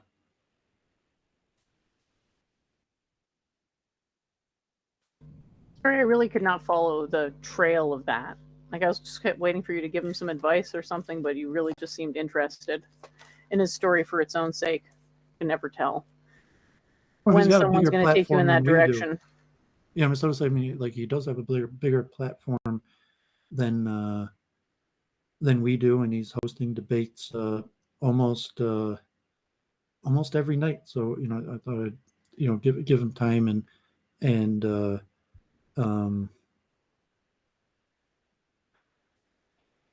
I guess he might. I don't know if he's an anti-feminist. He's got I think he's a father of 5 kids, and his wife. Although I mean, his wife also debates, and wrote a book on feminism and witchcraft. But I said, like, the Brittany is pretty popular because she kind of gives friendly softball interviews, as opposed to Jennifer's. Not as friendly in that way to give softball interviews like that. I think like Brittany's kind of like a pretty woman, dress a little provocatively, show herself on camera, and give softball interviews. That is definitely a recipe for at least mild internet success. So that's not even Jennifer. Like, I advised her not to show herself on camera. Like relatively to that, but just in terms of getting numbers and success, or super chat, that's definitely a winning formula. Or like You advise me not to go on camera? Really? I when thought we you first advised me to streamed, go on camera if I want to get money. well, yeah, but I said, like, when we first streamed, I advised you to not show yourself on camera, because I thought it just bring you unnecessary bad evil eyes. Yeah. And like I never tell Jennifer to turn her camera on. Like when she was on the bigger platforms like Modern Day Debate, or something like I told you, like show the camera, but saying, like, God, for like Brittany or something, like she shows that cleavage, and it helps, like, from a certain perspective. Like, if you were in the news, like Fox News or something like that, you hear the Me Too movement right now, but like, even in like major Fox News, news stations, be like, the advice would be like, like, show a little bit more cleavage, wear a little bit less clothing, and that's the nature of, so like sex sells, or having the woman out in front is sometimes more viewers. And even intellectually, like university departments giving prizes, spokespeople, women could be a little bit more friendly. I mean, Jennifer might be a little bit more aggressive for a female, but I can be very friendly. but a lot of times, like, just having a friendly woman voice in front is good for numbers. It's good for making people feel more comfortable, more willing to open up. Got David Levy in the chat. I'm not sure if he had said he wanted to come on at some other previous point. So why don't I let Jennifer do her week in review? And I actually advanced my song, like, for Jennifer's theme song, So we go over that, and then also related to her flat Earth debate, I found some good slides just to what she should have done to have a more clear, most straightforward way to win the debate. So do you want to do your weekend review? Then we'll do the slides, and maybe do a song, and we'll see if anyone else wants to come on. And then there's a lot to talk about. If you want, also, Jennifer did the AMA and things, but I wanted weekend review to network and to promote more content. And I don't mind working with people I disagree with. I don't have to argue about all the things we disagree. We agree to disagree. We could kind of hash out the areas we disagree, and then weekend review is the grounds for making future content. So I'm actually I didn't expect Andrew to come on. I just mentioned Politically Provoked because I was on their show. I'm having a hard time working together with them because they're not really going in that intellectual of a way, but I have a success working that they've let me book people for their show. And Todd might come on, Charles Moskowitz. So in terms of working together with Politically Provoked, I think I'll be able to cross network, put people on their shows, and maybe book them on shows that I'm promoting. But in terms of advancing higher quality debates, I think the Crucible is probably more likely of a venue to do that. But in terms of building up people's base and getting them recognition or streaming, that wouldn't be surprised if Politically Provoked is already a more popular venue than in numbers than the Crucible, and it might continue to get more and more numbers. Claw. So why don't you do your weekend review? Did you have anything slides to share, or just want to say? I'm not sure were you on any streams besides the AMA you hosted for me? Were you active on Discord and things that you wanted to share?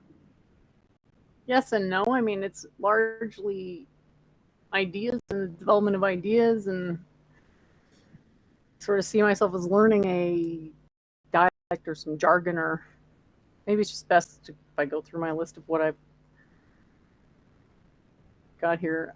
It's covering you up right now. Let's shrink Doooovid down here. So this is something for me that I didn't really get for a long time, is why do we have these? Why is I a thing? And just did a derivation to diagonalize the rotation matrix, which is taking the information in the matrix and putting it into vectors. It is a little bit makes me think of the word orthogonalizing. That's not what it is. It's more like vacuuming or just sucking the information out of the matrix into some vectors. So I did that. That was decent. And then I got a little bit closer to how I want to model this stuff, because I'm doing a literature review, which is actually part of how science works. So it's a process that can be quite arduous, is basically going through what's been said in the past and what the impacts were and where they fell short and da da da da. So also to hopefully not duplicate efforts.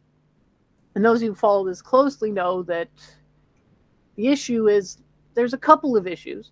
But the main ones are that nobody's really nailed quantum state transitions. In a way, thermodynamics is closer to what we understand now as stat thermo. Entropy looked at as a microstate array, or somehow derivative of a microstate array, is a little bit more amenable almost, because we go all the way to topology. You're in a domain that's completely basically counterintuitive, and to the point of being if I can't get it, and if I'm getting a D+ in that class, what's the chances you're getting anywhere with it? So for a donut to be able to be deformed into a coffee cup and vice versa is just so you can sort of see what they're saying. It's this transformation that preserves nothing except connectedness, which is the sort of O shape in the coffee mug. We don't need to go that far because that violates the least action principle, which tells us that everything, all the deviations are pure form adjacent, which is consistent with what Thad's thing is saying. He's calling it a theory of disturbances, aka limit points on this single object, which is the complement defined relative to topology of third least complicated knot. Big, huge thing. Anyway, these transitions aren't in any way really counterintuitive to the same extent. You're starting with a mathematical identity, you're deforming it to fit a 3D array. In this case, I've got a mushroom up there. And then that array itself is subject to not just the uncertainty principle, but all the fractalizations of the uncertainty principle. So see, the 3 plus 1 is resonant or harmonic, or however you want to word it. There's a transcendent preservation of numerology. Same way there's a preservation of what you might call a fractalized vibrational whatever. And then when we perceive something, it comes into this final form that has been described ad nauseum as a concrete blah, blah, blah. Sort of makes it funny when people are arguing for concrete things to be the root of causality. It's like you're backwards here, upside down. Space and time would be, where do they end up? Well, there's 2 orders of time. There's trivial time and then relative time. So relative time is perceptual. But then trivial time is perceptual, but it's perceptual relative to the planet. So it's the time that the planet's perceiving. Anyway, could go on probably forever on that. But that's what I've been thinking about. Awesome. I don't know how to address the problem of vagary and the obsession with trawling for inconsistencies. Can't seem to convince people that extrapolating an inconsistency from a worldview based on largely straw man type setup semantical tricks, what's the point of that, I don't think I've ever managed to disprove something just by extrapolating an inconsistency in the reasoning. That even if it were somehow true, which would be hard to establish that it was true, would that actually convince people? Yeah. T-Jump had a really long stream where he talked to someone about Advaita, supposedly, but it didn't really seem to go anywhere. Is a T-Jump came on the AMA on Discord he was the first person to ask a question, and so I booked. I'm going to be on T-Jumps January 3rd at 11 a.m. So I didn't watch T-Jumps. I occasionally watch his thing on Advaita, but I occasionally check his channel, but his content, like if he time-stamped or something, it's hard to gain from his content because it's just like long, and it's a lot of times it goes in different directions. And so if he did a little bit more work to like timestamp a table of contents or something that I've told Jennifer many times that she should also do, but without that, it's usually. And I always say niche appeal. It's a boutique YouTube channel. I mean, just make it more user friendly. You could make it niche, but say just things that are relatively objectively. I think if I tried to take notes as to what the subject was, the show would then become subject to the observer effect, which would make it worse. Well, possibly. So I understand that's why I rarely watch T-Jumps programming, because they usually go for hours, and like it's sometimes hard to even figure out what they're talking about, or just like banter and that's what makes arguing it fun. over small points. And like, I'm not looking for fun. I'm looking to learn something. And then, so like a lot of time I just don't learn anything from the content, so I don't watch it. So I found a new article here from SciTech Daily. Seems very interesting. Certain quantum convolutional networks be guaranteed to be trained. So, yeah, convergence. It's essentially a matter of lining up the potential for computation and pure energy of light, meaningfully lining that up with machines to actually get, answers. Here they're talking about scalability, which I guess means going from like 1 qubit and up and still able to retain some type of I didn't read the full thing, but it's pretty impressive, and it says it's inspired by the visual cortex, aka requires photons. So yeah, that's the future. And As Los Alamos used to come to University of Michigan, even some of the engineering conference, I would always take their booklet. Sometimes they put a table out at job fairs, recruiting at University of Michigan. They were almost always there. Some engineering fairs, and usually they would give me a free copy of their year in review. I mean, Los Alamos is one of the more famous physics scientific research institutes in the U.S., probably the world. So I guess they're doing. I forget if they have a particle accelerator there, or what type. But wouldn't surprise me if they're doing some of the top advancements on quantum computing or neural networks.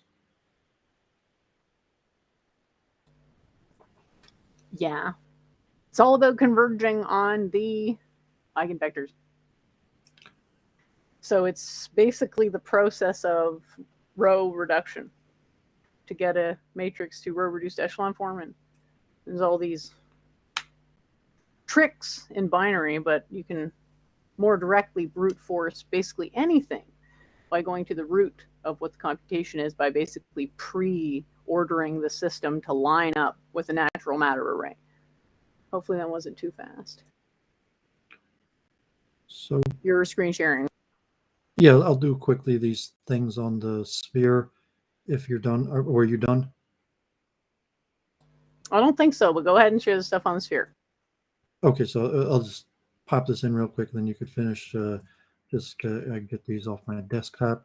So here's a quick web page that calculates distances between different areas. So, for example, from Detroit to Tel Aviv, Ben Gurion, and put it in to Detroit to Tel Aviv, and so you could see the trajectory path is going north, and it has the distance in kilometers, and that if you traveled in a straight line from Detroit to Tel Aviv, it would be a longer distance. So this, I think, is called the Great Circle. And so I found a few slides that just basically go over, and I thought that Jennifer, if she debates flat Earth again, this is the most straightforward, easy to understand proof that most people know about. And they had mentioned navigation systems, and so they might understand this and have some sort of answer or rebuttal to this. You can see, like, okay, we're on a sphere from most understanding, and you have the Great Circle, which is the equator, the largest circle, and then like a smaller circle that would be a cut. And so if it's a full equatorial circle of the largest distance, just understanding how we're on a sphere. And then the basics of longitude and latitude that people probably know, like the meridian and stuff like that, and in degrees, like the equinox. And actually, I think So you think this is going to convince them for flat Earth? I'm going to show you what I'm getting. I'm just getting to it. I'm just going over these slides. So actually, the vernal equinox is coming up in a few days here, the shortest day of the year. So the main thing I was talking about that people recognize being on a sphere is transit time. That when you travel from one place to another, that actually that slideshow didn't have that. So this was the one that actually has the mathematics of how to calculate. But if you travel from Detroit to Europe, U.S. to Europe, or to across the Atlantic, wherever you are, that you don't travel in a straight line. And so So there's a field, circular geometry, and how to make simple calculations of distance. And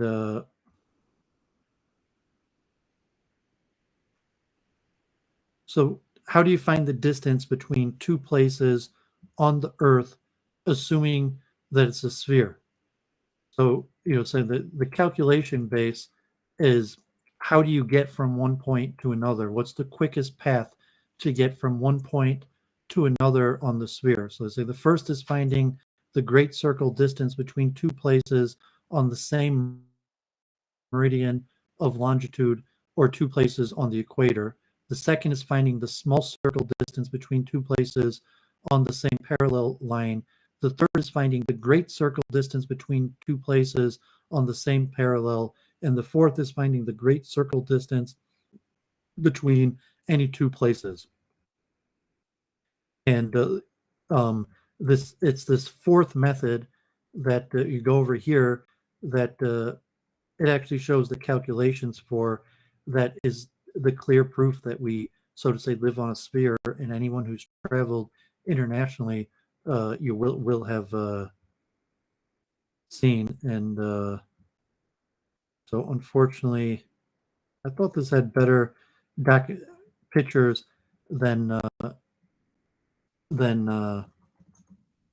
it did, but it goes over the mathematical exact formulas for how you would calculate this distance. And I mentioned, on the map that I showed the other day, that what's the great circle in shortest flight path. Like if you're looking here from New York to Spain, that you could just connect It looks a line. like it's disconnected for a second on the computer.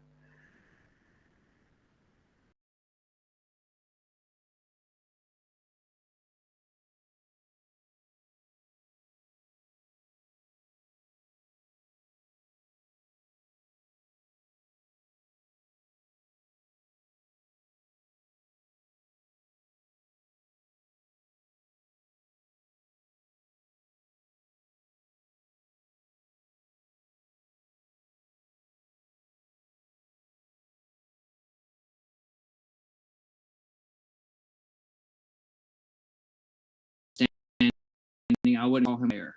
Coming in from Made by Jim Bob says, Jen, optimization of shape assumes teleological position.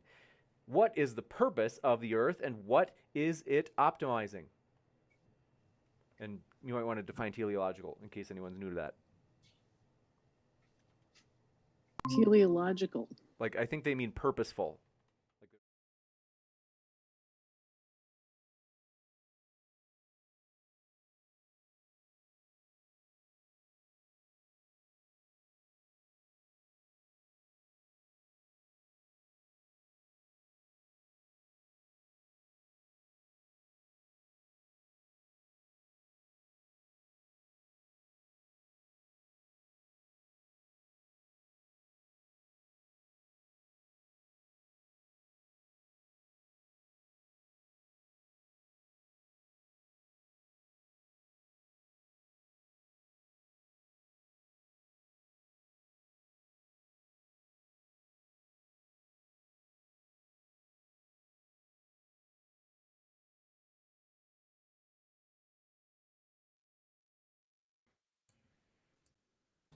All right, are we coming through? Yes, we are. Okay, so we've got audio. Don't quite have videos. Just, can you stop sharing your screen for a second, just so it doesn't freeze again? Just see if I can get this to work. All right. Because for some reason you're not showing up at all, even though I can see your camera. Let's see if we. Oh, here we go. Now you're back. Okay, now you should be able to screen share.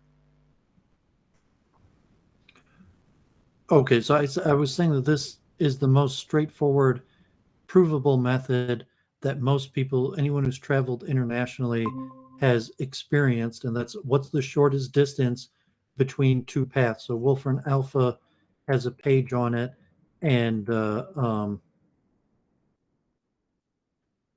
there's whole bunches of articles, like Wikipedia even has a page on the Great Circle. And here you could see the formulas for finding the shortest path, which would be this circle line. So if you look like on a globe and you just pulled out a string and you took two places and you tried pulling the string over the globe from one point to the other and then tried adjusting the string upwards, you would see that it's a shorter path to move the string upwards. And you could do exact mathematical calculations.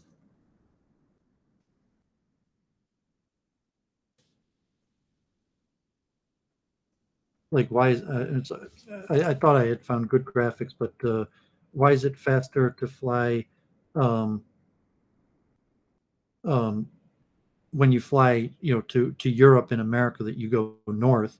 And it's because the globe is a sphere and it's bulkier to go the straight distance because you have to go over the whole sphere. As if you move north, you travel in a different form of a circle that's a shorter distance. And like me and Jennifer did that stream on spherical geometry and trigonometry. You could use trigonometry to show the exact distance that it takes. That if you took the any 2 points on a sphere and wanted to calculate the distance between them, that this formula here on Wikipedia would give you the distance. Also Wolfram has the same calculations. And then if you wanted to find a shorter distance, that flying north or south would give you a smaller trajectory, a smaller distance. And so I thought that would be the most straightforward way to show people that we live on a sphere. And like as I showed earlier, the Lagrange points. Did you see the Lagrange points for the new? Are you done screen sharing? Because this is really getting impossible. Are you going to screen share anymore? Yeah, I stopped the screen share. All right. We could talk about the Lagrange points. I showed it with the scopes satellite that's being like that, but it's also based on spherical geometry. But so I shared the links. Maybe at some point me and Jennifer could go over the calculations and it would show the actual distance that presumably if we're on a flat surface, it would be a factual distance of what's the shortest distance between 2 points. And if you fly from, so to say, the US to Europe, it's a factual difference of being on a flat Earth versus a globe, what the shortest distance is. And we could calculate precisely the distance that it takes if you go north or straight over the Atlantic, and that that's a longer distance, so to say, flying the straight path. And that is readily defined by spherical geometry. So I thought that was probably the most straightforward explanation, easy way to demonstrate the sphere, and also like in a factual distance that you could calculate the distance between 2 points based on spherical geometry and or a flat surface. And so I wanted to be mathematically precise. We would look at those exact trigonometric formulas for the shortest distance between 2 points using spherical geometry. But we could return to that. So if Jennifer has more of her weekend review, hopefully we'll return to that. If she does another flat Earth debate, maybe she'll look into it, or maybe just for the academic intellectual exercise 1 week on Week in Review, I'll find a good source and we'll actually go over the exact calculations for the shortest distance between two points on a sphere. I got an A+ in that course. Spherical geometry. It was really hilarious in one of my Discord rants. I got pulled into a discussion about my expertise in math. So it's like, what's the most tenuous domain of my expertise? It's obviously going to be consciousness. There's no consensus. And then after that, it's going to be physics, because I have all these, quote unquote, odd views. It's the price of coherence, I guess. But then in math, it's like, well, what is there to undermine? I was a math tutor for like a really long time, so I'm always pleased, and it's always hilarious when the question turns into a question of my expertise in math. So I don't always enjoy that, but it is mildly hilarious at times.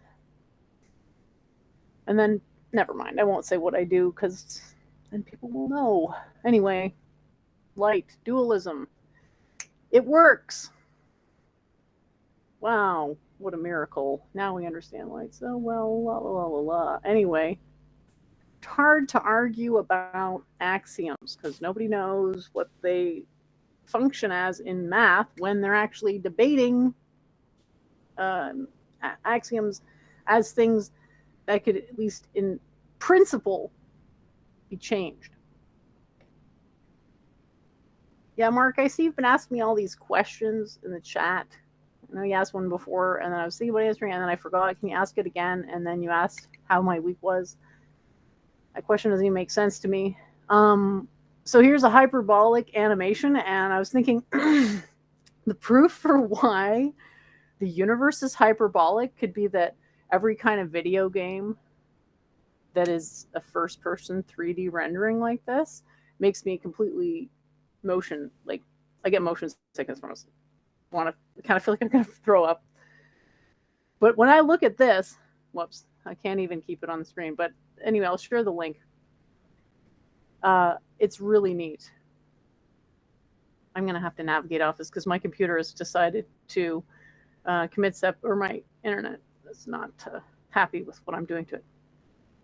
All right. Let's see here. So hyperbolic rendering in graphics makes it way less, making me feel like I'm going to throw up. I wonder if that's a good enough proof for the universe being hyperbolic, because I don't get motion sickness looking around through my eyes either. So, all right, I'm gonna see if I can get my thing to stop freezing. I think I accidentally clicked on an advertisement. All right, back to the internet. Oh, and I thought of an interesting way of showing how knowledge transference works in the divine solipsism model. So I just have to share my screen. Just take me a quick minute here to go, and I didn't preload this, but it is so good that I just wanted to grab it right now. All right, let's find. Okay, where are we?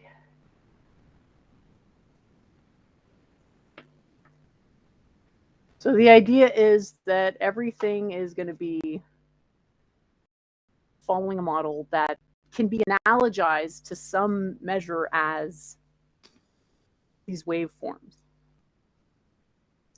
All right, just give my computer a second here. It's just having trouble. Might have to temporarily stop sharing Doovovid. I'm sorry in advance if I have to go to that extent. All right. So here's the primary model, is the fixed string that has all the different types of subfrequencies generated, which are all dependent on or arising from or emergent, whatever, you know, bit of a problem with that word, but they're all in this same essential length.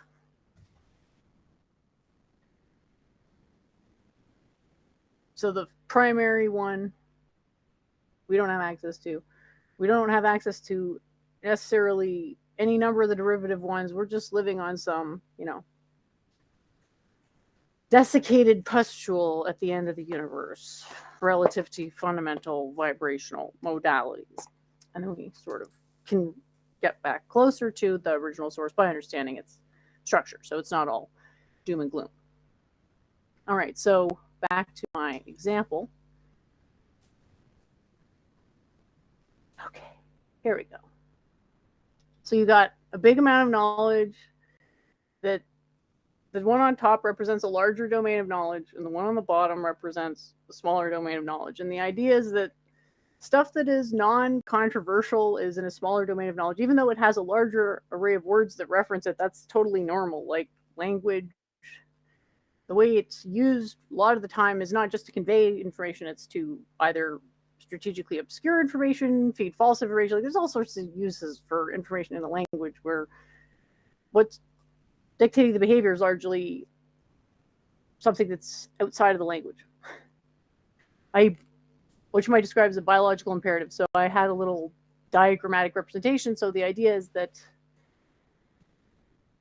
this one is sort of hard to get to. This one, everybody's pretty much agreed on. But sometimes the language in this one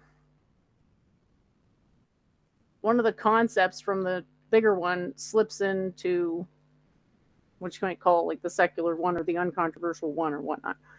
And so you get what you might call paradox that doesn't have any way of being resolved within that domain of definition of ideas. So the idea is then you could take different paths from one end to the other. And I'm trying to illustrate what the hyperbolic approach ends up looking like. So you have all these different points. And I suppose I could make it a lot nicer if I just took a few more minutes to tie it all together. But you could kind of see where it's going, that at first the lines are quite curved. You go from one edge to the other. And then as you get closer, the lines become less curved. So you could almost model it like as a straight line by the time you get to the bottom dot. Whereas you can't really get from the bottom to the top and go through the point with a straight line for the higher points. So the way to, what this is supposed to show is that even though at certain magnifications it looks like there can be straight lines, it's actually an illusion. That what's really there is just the mind of God, which you can really only analogize through these hybrids of waveform models. And then you have to kind of work from there in further analogies that are still consistent with the original one. All right. Hopefully that was more clarifying than confusing. Okay, I think that's all I have. Did I mention the split? Sorry, I got a little confused by the freezing of the... Yeah, I did mention this. Okay, yeah, I think that's all I have. Thanks for listening. Okay, and I guess Let's David talk about Levy... the awesome debate that you had today and anything else that may be of interest. And David Levy had reached out that he wanted to come on. I forget if he saw me politically provoked or where from. He put something in the chat, but like I need like an email address that I could send you the link at. So whatever you put, like isn't enough information for me to send you the link. Yeah. So yeah, I had to. Charles Moskowitz switched to night streaming at night, and so he wants help booking guests. So but Thursday, so we're now doing it 10 o'clock at night. So that we did that the first time, and Wednesday I did this AMA with Jennifer that I mentioned. T-Jump set on, and hopefully we'll book the program, and various people asked questions, debated some atheists, and it went on for almost 5 hours. That's on her channel. That was intense. Double the Doovid, double the fun. And then Thursday I had my part 2 of Adam Green. It went like 2 hours about the historical Jesus. And then David, I'm Doovid at gmail.com, Doovid with 4 O's, or Doovid at hotmail.com. I'm not sure. Like, if you want to come on the show, it'd be, if you don't want to publicly share your email, I guess you could message me on Twitter, or you could email me at Doovid at hotmail.com or Doovid at gmail.com. Just tell me which one you're going to do it at. Just send that email on to Doov and he'll be able to get it to you right away. Mark Smith asks if entropy is symmetrical. Symmetry is relative to a well-defined axis. Can we really define a straight axis? Can we establish that straight lines are a thing, given how bad the whole parallel lines postulate effed us for all those thousands of years? I'm Doovid on all my social media, so I don't think if you need me to put it into the chat, but I'm Doovid with 4 O's at hotmail.com and at gmail.com. So if you want to send me a message on either one of those so I could send you a reply, that's fine. Just tell me which one so I'll check. So today I had, there were some interesting things in the AMA that are related, and I'm not sure what the complication is, David. Like, I don't know how to send you something. You have to give me your email so I could send it to you. And you haven't yet put your email in the chat. If you don't want to put your email in the chat, you could email me at either doovid at hotmail or gmail.com. Just tell me which one you did, and then I'll reply. But I mean, if it's too complicated, maybe it's not going to work out for the show today. Okay, so some of it, so I had my debate with Ben Watkins, and hopefully people will catch it out. I'm sure if anyone saw it yet, but I gave, why I said, like, I don't think you could prove the soul, and I explained from Judeo understanding of why, it's understood that, so say, God created the world in a way that that we have free will, and that there's not enough information to definitively know that there is a God. And I was using more the explanatory power of different phenomenon, mostly related to consciousness, and that it'd be easier to explain with a dualistic system, not arguing with a specific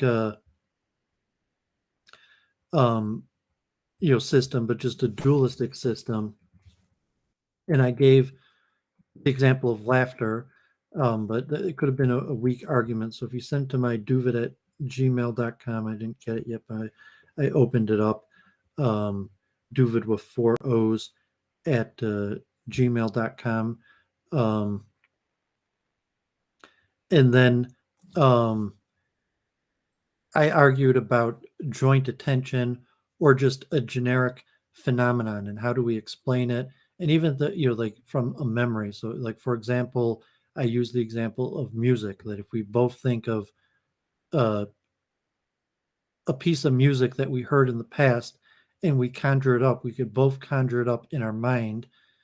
And from a physicalist understanding, if you thought that consciousness or the thought arises from the brain, maybe you would understand it like a computer, like like the computer accesses that part of memory and then it puts it to our memory, and at the same simultaneous piece of time that we're both thinking of the same phenomenon, and therefore have some sort of joint attention, as opposed to a dualistic understanding where, say, the mind exists in a separate realm from the material, and that we're both accessing joint attention on something that would be immaterial outside of time. And from a materialistic perspective, I also spoke about this on a few of the atheist questioners on AMA, that presumably materialistically there's only one material world, and the material world is at the present situation, and the material world of the past doesn't exist anymore. So any phenomenon, any understanding of an event that happened in the past doesn't exist anymore. And so it's just a figment product of our mind. Like, me and Jennifer, like, remember the first time we met, in the Babs cast or something like that. So saying that event happened a few years ago doesn't exist. From a dualistic perspective, you could say there was an imprint, and that imprint of the event of our meeting still exists in the material realm. So like that you could say, okay, me, Jennifer, whoever was watching could have some sort of memory in our mind, and we could both reproduce that memory, and both of our memories are inaccurate. And even from a purely physical perspective, not just the mind body problem, but saying like a recording of what actually happened, that I'm arguing dualism, that if there is a factual history of what happened, it has to exist in a separate spiritual realm, because the material realm by definition, only exist as is at the present moment. And maybe you could deduce the past from the present state and say the present state is the present state due to pre-existing phenomenons and conditions, but you could only calculate what those may have been, and that moment is never going to exist again, as opposed to a spiritual phenomenon that might exist outside of time. And so I'm not sure if that Doovid, it looks argument... like he sent you a message on both. So if you want to shoot in that link. Okay, yes, I'm going to send you the link on Hotmail. So just forward you the link to the show on the Hotmail you just sent me. So I'm not sure if that argument made sense to you, and as an explanatory power of a phenomenon that we may or may not say conclusive be able to prove the spiritual realm, but we could say that there's an observed phenomenon. And, so I made sense that the observer of the mind from a spiritual perspective not only observes the material realm, but observes the Isn't the spiritual mind realm. the one doing the observing, though? And that's the problem, isn't it? Well, that you're saying multiple truth. So I did send it on Hotmail, David, so you should have the link on Hotmail. So, how you understand what the mind is and what it means for the mind to observe, or even what there is for there to be a mind. Like I talked about laughter, and how could it be that something purely cognitive produces a physical result like laughter? Sure. But if you're saying like to remember something in the past, and that my mind is thinking about something in the past, what does that actually mean in physical reality? It means that your mind has a certain access to what, it's kind of complicated because what happens depends to some measure on what you believe. So it's not like I can say, there's an Akashic record where everybody has a chance to write their trace into the Akashic record, da-da-da-da. It's like so complicated because it's self-referential. But anyway, continue. Well, I was saying from a pure materialistic understanding, like, okay, me and Jennifer are both here and we have joint attentions. Like, remember the first time we met. And so how do you describe that phenomenon in a materialistic perspective? Because we have separate minds, separate memories.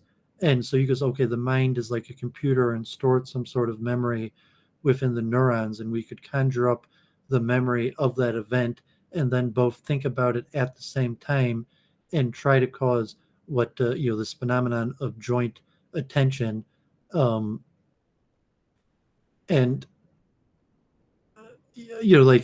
I could give a better material explanation, but if of a spiritual phenomenon, it's okay, the first time we met is a phenomenon that still exists in the spiritual realm, that events have a permanent recording and could be accessed not just in our separate minds.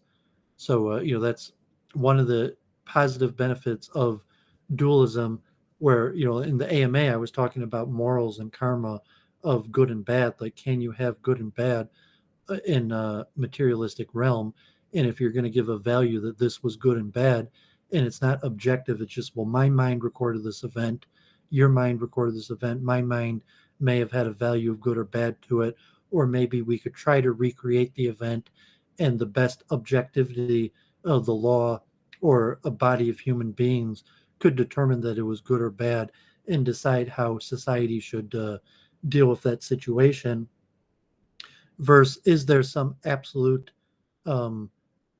recreation of the past? Like, it's a factual thing, and to some extent the imprint still exists in a separate spiritual realm. And I use like the Santa Claus example. It's ultimately about the origin of information. What is it that gives information about our identity? Where's the origin of that? And how does it connect to what's experienced as a subjectivization, i.e. you as yourself, what they call the cogito? Yeah, the continuity of identity is the way that Ben phrased in the first time we spoke, and one of the problems he recognized, and just saying that if my mind just conjures up memories of the past, how does my mind create a continuous identity of who I am?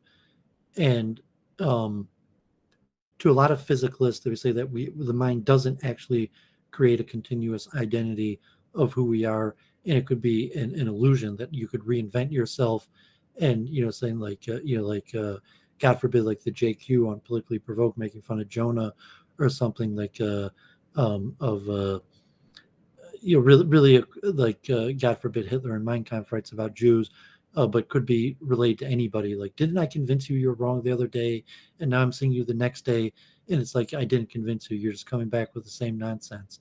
And you could say that with anybody, that no, there's a continuity of self, and but it's like no, my mind creates self at the moment, and the self that my mind made yesterday is not necessarily the same self that the mind produces today, unless you're going to say immaterial, that myself is not the body and the self that is me is something continuous over time, because it's not a product of the brain.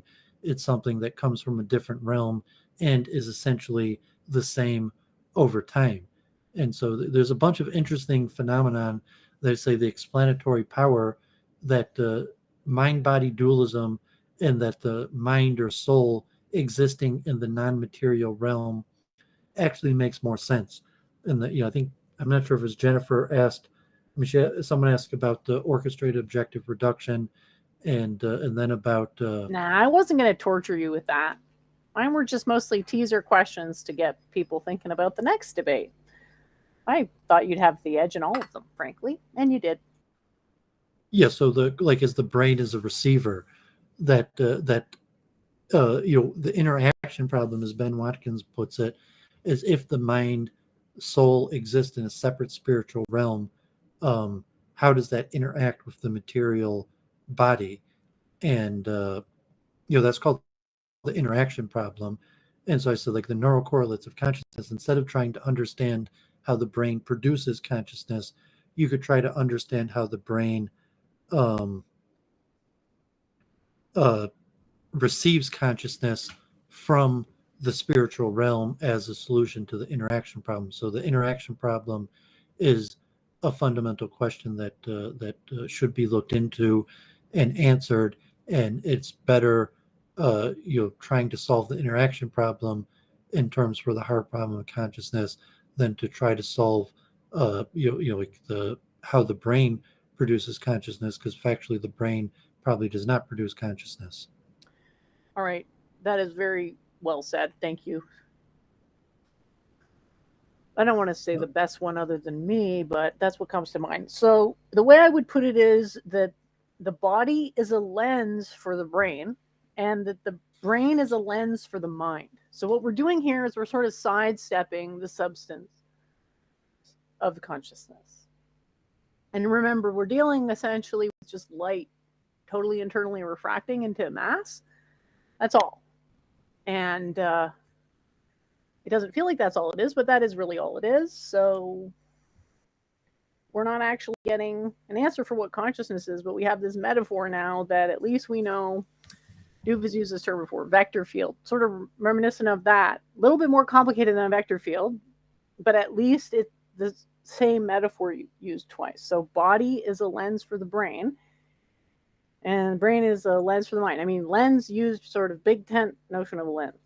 It's like a lens, but if you could say it serves the same essential purpose. What do you think? I mean, possibly you could understand. I mean, it said like it's the hard But problem. like generally, mind, self, and consciousness, those three, those are interrelatedly defined. So they're whatever you have is going to be self-referential, I would say, between those three concepts, no matter what they ultimately end up meaning.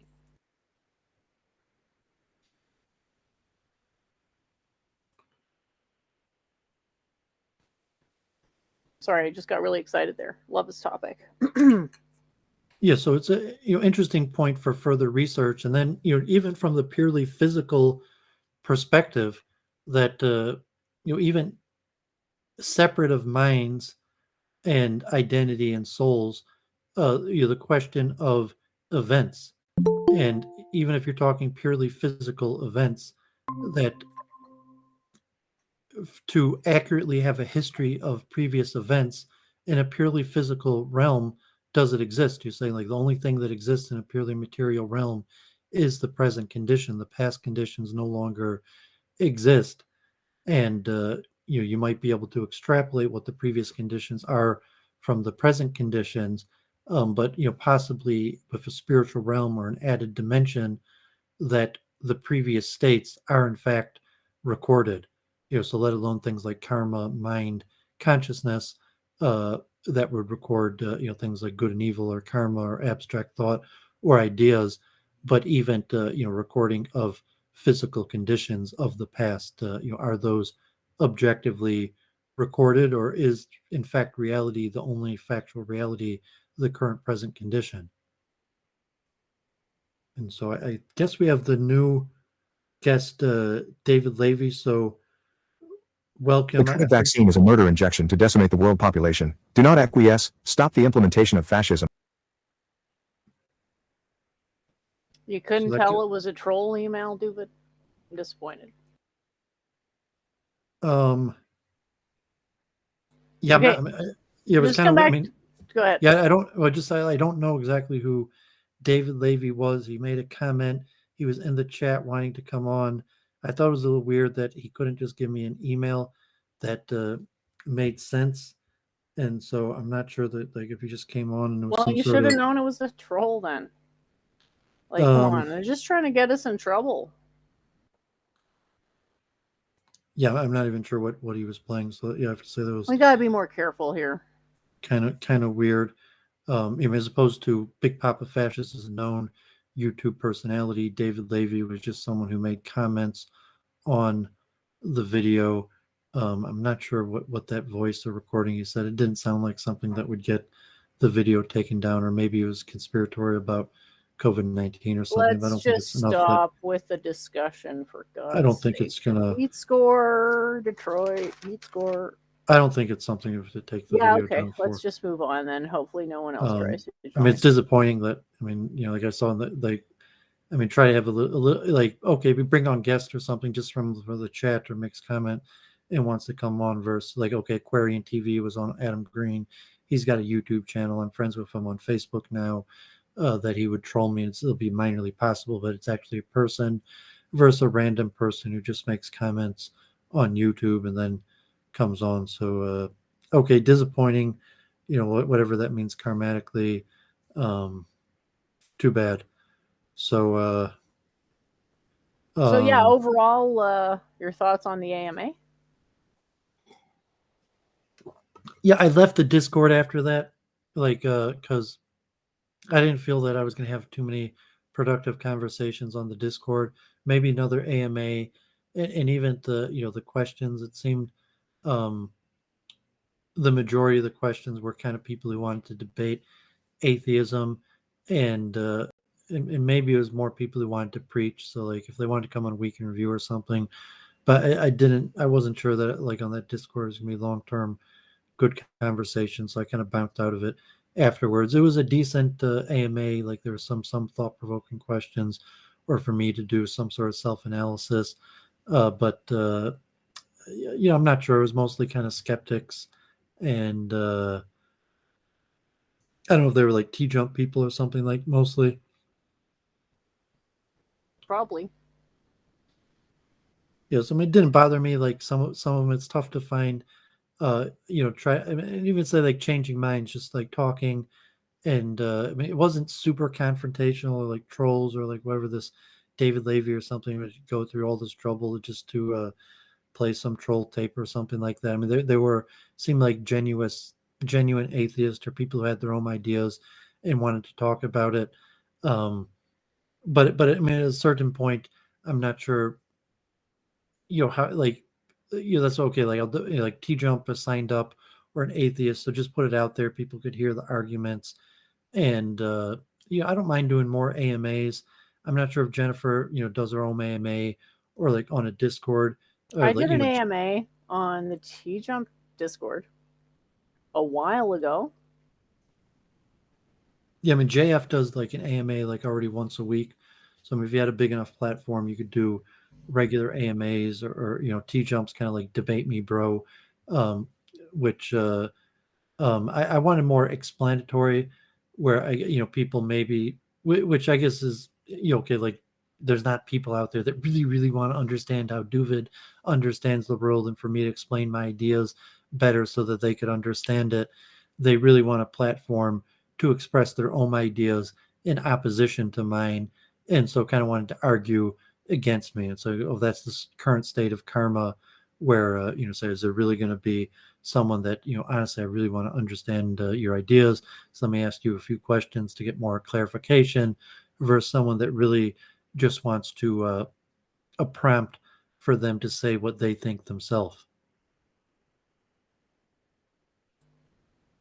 I don't know if I got that impression for most of the questions, but most of the questions at the beginning were coming from YouTube, not Discord. And then people joined, and don't know if I actually could track all the content of all the combos because I was so busy with the tech side.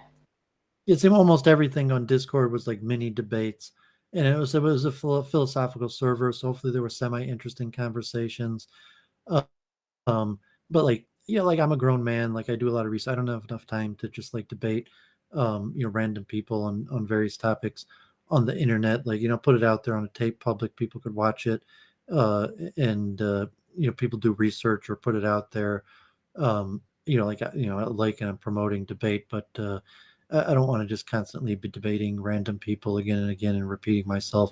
Well, So that's where you and I diverge. Nothing wrong with that. Yeah, so I think it's the advantage of the technology, and so you don't have to just keep on repeating ourselves. That we just put it out there, and then if people are really interested in what I think, they could look in the record and see what's there and research it. And if people want to have a conversation with me specifically, if it's something new, where they're just kind of repetitive questions, they could just look in the archive and get the answers from previous recordings, or if there's a reason why me and this person should have a conversation.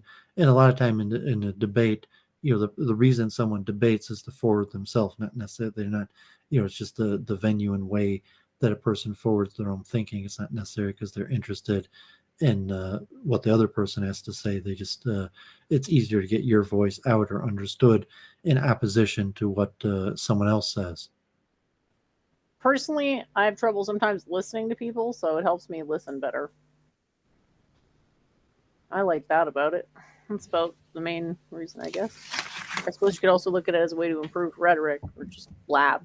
Then it becomes self-indulgent. Not so much into that. Okay, so yeah, you didn't think that your debate went a bit long? Like, it seemed a little sort of, I don't know. With Ben? Yeah, it was more of a discussion. It went 2 hours. Probably 2 hours is a pretty good time. An hour and a half, and then half an hour of questions. So it's probably about the right time for a Theology Unleashed program.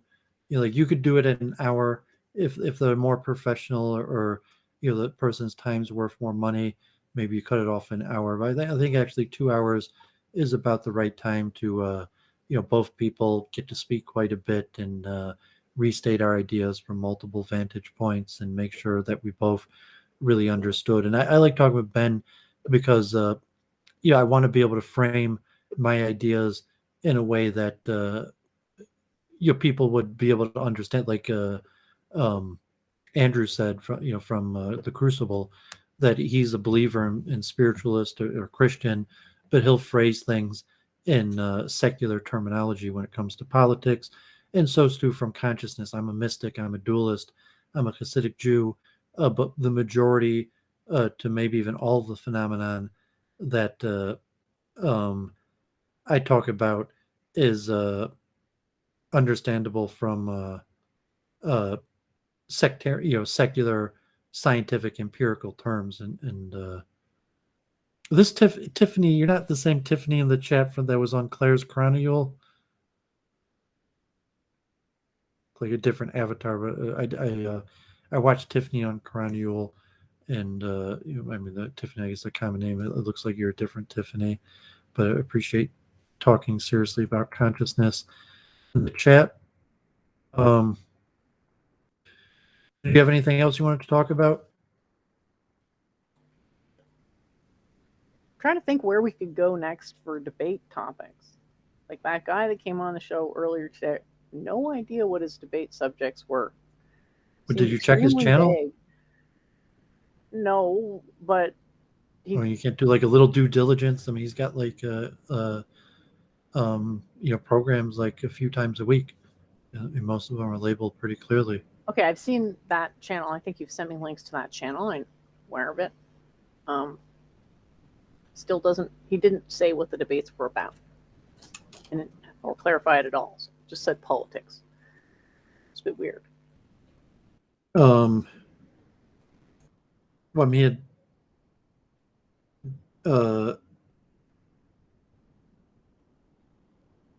cultural influence last night. Then he had libertarianism versus communism, personalities.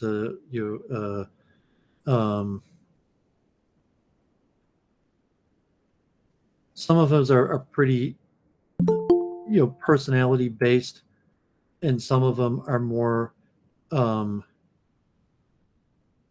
immigration, identity. So he's immigration quite a few times, abortion quite a few times, socialism, capitalism. I think it looks like even Alex Stein, which is Alex Jones' son, half Jewish son, like me, half Jewish from his mother. So Just as it is her, dude. what? It's the same one who went on Claire's. Oh, so Tiffany was on Claire. Oh, did you want to come on the program, Tiffany? Did you watch Tiffany on Carnegie? Not the whole thing. I saw a couple minutes though. Yes. I mean, I guess some did this guy David Levy spamming the link or something trying to rejoin. Who knows? But I didn't recognize the name, so I figured I'd just boot him. Yeah, I didn't give it. I mean, I sent. I mean, I think. I mean, Andrew. I mean, I think it's unlikely, but remotely possibly give the link. Or was it Liam? I gave that guy Liam the link also from the Aquarium TV, but I assume he would have messaged me or appeared in the chat. It was the Levi one, obviously. It's obviously the Levi one. It was a fake account, and you sent the link to them. Yeah. Okay. So too bad. So yeah, maybe Tiffany, if you want to come on next week or some week and talk about consciousness, but props for getting up there, and you were mentioning I guess you had a few issues, but you got up there on Claire's and showed your face, and so if you want to enter the arena and talk ideas, good for you, and maybe I've went over everything. I still have this song, and I have some rhymes. I told Claire I was going to make her a song too, so I'm still doing a lot of research, but I think there's more direction to go in this dualism and understanding, like multiple truth hypothesis. How do you understand physical events from a materialistic versus dualistic perspective, or how do you understand, moralistic or events of mind? So I think there's a lot of progress, and hopefully the conversation with Ben will be a stepping stone for further research. I'm still, reading a lot of literature. I shared a bunch of links. I'm going to watch that whole series on Grossberg and, more about sense perception in the brain. So I want to get to, so to say, like I was talking about laughter and, just to say what is the current state of science and material science and understanding. So, I'm going to keep on researching that, and then hopefully we'll, me and Jennifer will progress more with our theories, and it'll be interesting. But at the end of the day, it's more research and study, and so we're reviewing the stuff we've actually studied. So that we don't have much more than that for this week. So I guess we could wrap it up, and if you want, I close it off with the current state of the song I have for you, your theme song that I did a little work at. You don't have to come on this week, Tiffany, but I appreciate you showing up in the chat, and maybe you come on one week. And Claire has her topics, but if you want share your thoughts more on philosophical, spiritual, I mean, I took it you have that you probably had a more mainstream Christian background, But if you wanted to share your thoughts on, reincarnation, the soul, spirituality, philosophy, free will, or any of that, this would be the platform to do it. But yeah, I mean, it doesn't have to be this week. Me and Jennifer do this almost every week, and I'm almost ready to start doing more streams. Also, like my research, I think Yeah, you've been building up that momentum for a while, eh? Well, I'm trying to get my tenant. I have someone living in my house right now that's about to move out. Also, that we're kind of waiting on that, and my parents are going away for the holidays. Also, that maybe I'll have a little bit more time to just prepare a stream and do it. Maybe even 2 times. Maybe I'll do 2 Ask the Rabbis over the next few weeks on the nature of the soul, and then on the Jew-Gentile distinction. So it's possible that it'll be this week or the week after, but it might pop out the Ask the Rabbi on the nature of the soul according to the Judaic tradition, and then on the origin of the Jew-Gentile distinction. So stay posted for that. I'll post on my Twitter or in Discord, Facebook. It's remotely possible I'll do it like this Thursday, but more likely next week. So anything else you want to talk about? I'm sure you have any memes or regular guests popping up. Doesn't look like anyone. Someone called Spiritual Mamzer just tried to join. Yeah. Let's not go there. Let's just take this as a sign to wrap up for now. And we'll see everyone next Sunday, if not sooner. Did you want to hear some rhymes or my work on your theme song? Oh yeah, I'd love to hear it. I'll take all you got. Okay, so I mentioned Claire. I told her I was going to try to create a rhyme. So I just looked at some rhymes. I picked out some words. Claire call, law, draw, straw. Like last straw, awe, saw. So think about like Claire call, laying down the law, quick to the draw, to the last straw. These are just some like the start for the song making process, at least in rhyming. Then like secular cranism, and possibly words like hedonism, altruism, fascism, narcissism, cynicism, utilitarianism. So just this is like kind of just my mind map right now. And like patriarchy, hierarchy, monarchy, oligarchy, matriarchy. So think of maybe creating some verses on that, like God forbid Claire calling her slut shaming, defaming, blaming, proclaiming, flaming, naming, aiming, claiming, framing. So possibly we'll see something. Funniest like thing is she's in here right now under an alt and doesn't think it's blatantly obvious since the start.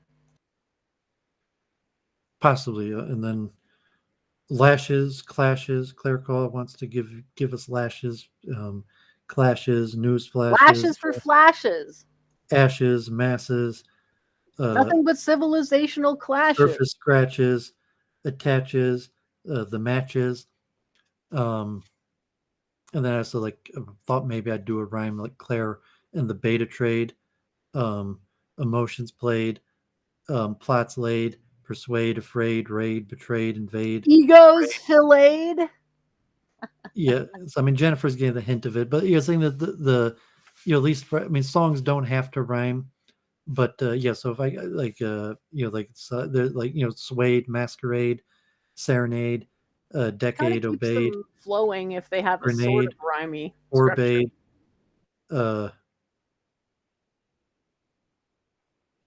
decayed, pervade, unafraid, prayed. So just some words that maybe Claire next week I'll have some rhymes that I'll try to fitting her personality. So I made a song for Jennifer. I didn't have like Zobita, that Zobita El Arabia came to my mind. I'm not exactly sure where that came from. I can't even match it to something I've heard before. So I was thinking how I would say it's Revelation. It's awesome. So Church of Entropy, it came to me as Church of Entropy, something like that. And I saw that's from a Hare Krishna chant. So it kept coming to my mind and so I put together like rhymes and words and a storyline, and for whatever reason, the tune that was coming was kind of a play on actual Hare Krishna chant, and I could change it. Like the tune is changeable. So let me chant the Hare Krishna real quick, and then I'll try to just so how I could set the tune. And the tune is changeable, and I've chanted this one before. Hare Krishna, Hare Krishna, Krishna Krishna, Hare Hare, Hare Rama, Hare Rama, Rama Rama, Hare Hare, Hare Krishna, Hare Krishna, Krishna Krishna, Hare Hare, Hare Rama, Hare Rama, Rama Rama, Hare Hare, Hare Krishna, Hare Krishna, Krishna Krishna, Hare Hare, Hare Rama, Hare Rama, Rama Rama, Hare Hare. So whatever reason, that was the tune that variations on that tune was what kept on coming to my mind when Church of Entropy. So maybe you'll see that in the tune I'm using, just so it's hard to come up with a completely new tune. Usually tunes are similar to other tunes. And for whatever reason, mentally, that was the tune. Maybe like on AMA, like I was talking about Moses and the rationality and believing in scripture and prophecy, in the historical validity. And so I talked about the historical Krishna, and also that Krishna is unique among, so to say, the deities, as opposed to believing in prophecies, the method that God would communicate, but that like an avatar of force would come down in a form, and that most pagan traditions, the gods are not necessarily venerable. The gods are representative of largely bad character, and Krishna almost stands alone in the pantheon of any pantheon from any tradition, is kind of like a social justice warrior that comes to restore truth and to protect the weak. That Krishna, one of his main functions is protecting cows and the gopis and the cowherd boys, and so like invoking Krishna's name is like invoking the hero that's going to come down and protect the weak. So it's possible why Jennifer would have invoked this tune to chant her name to. So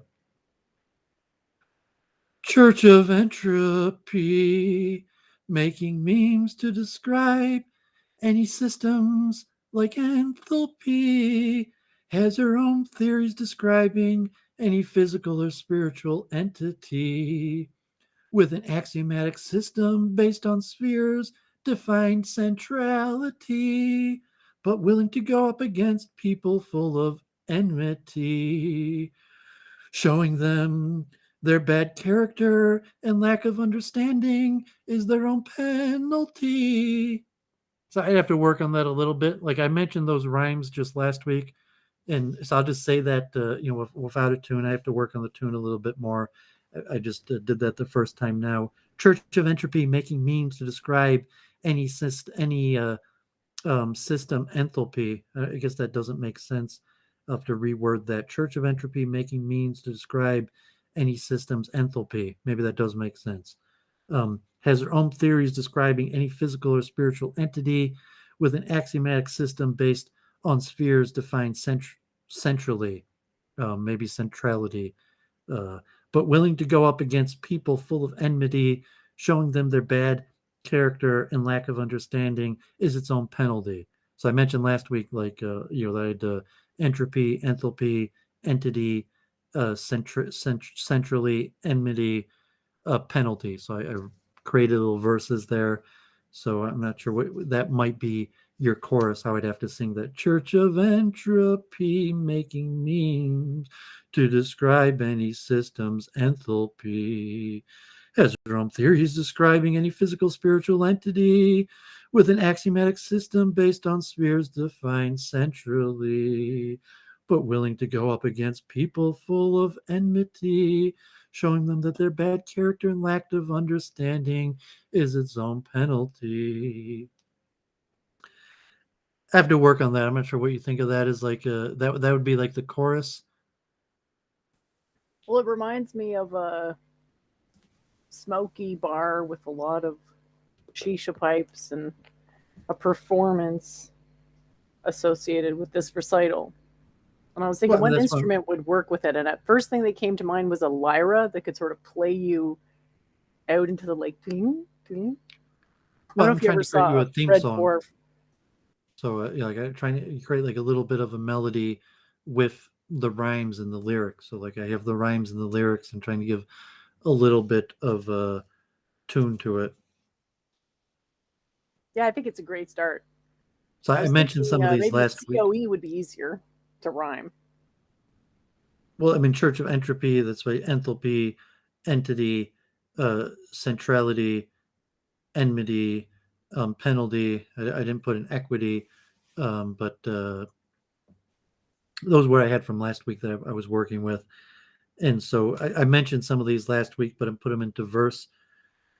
COE embodies the spirit of Saraswati Dayananda because all she talks about is Satchitananda, destroying the Aryan kings with her Om sling, using the power of Arya Samaj to break down the British Raj.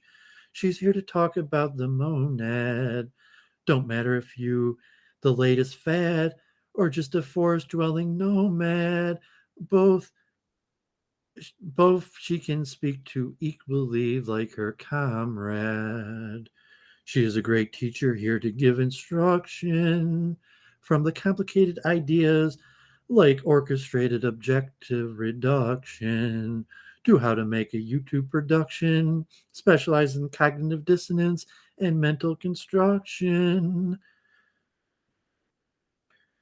We take all sorts of subjects from anesthesiology to nanotechnology, every week putting forth a new theory on psychology.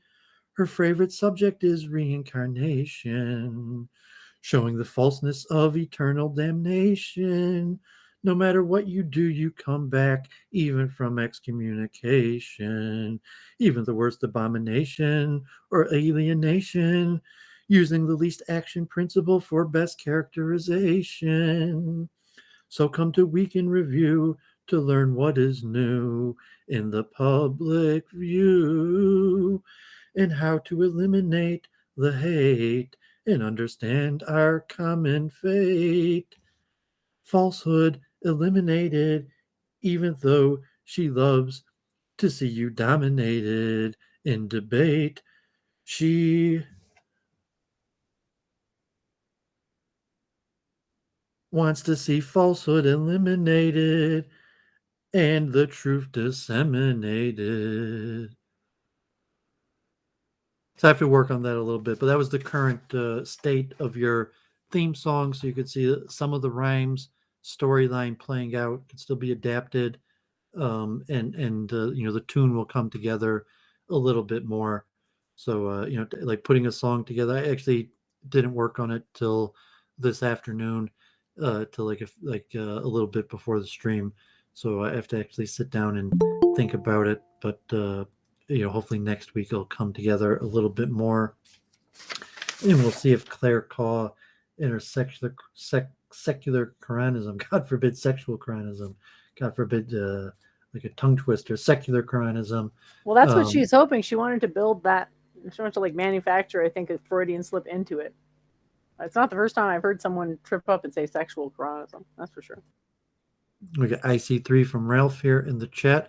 Oh, Ralph actually reached out to me and said he might want to stream on his channel, just me and him, about consciousness as opposed to his usual arguing with nationalist or topic. But so it's possible if he reaches out one day this week, we'll stream. Another guy from Adam Green that seemed kind of like counter-Semitic or some sort wanted to stream, but I tried to talk to anybody, so we'll see.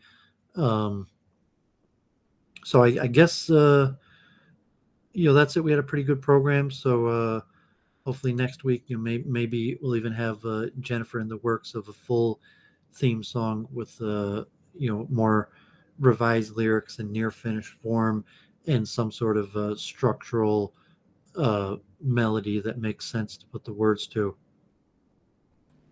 Thanks for sharing, and I really look forward to hearing how it comes along. It's super interesting so far.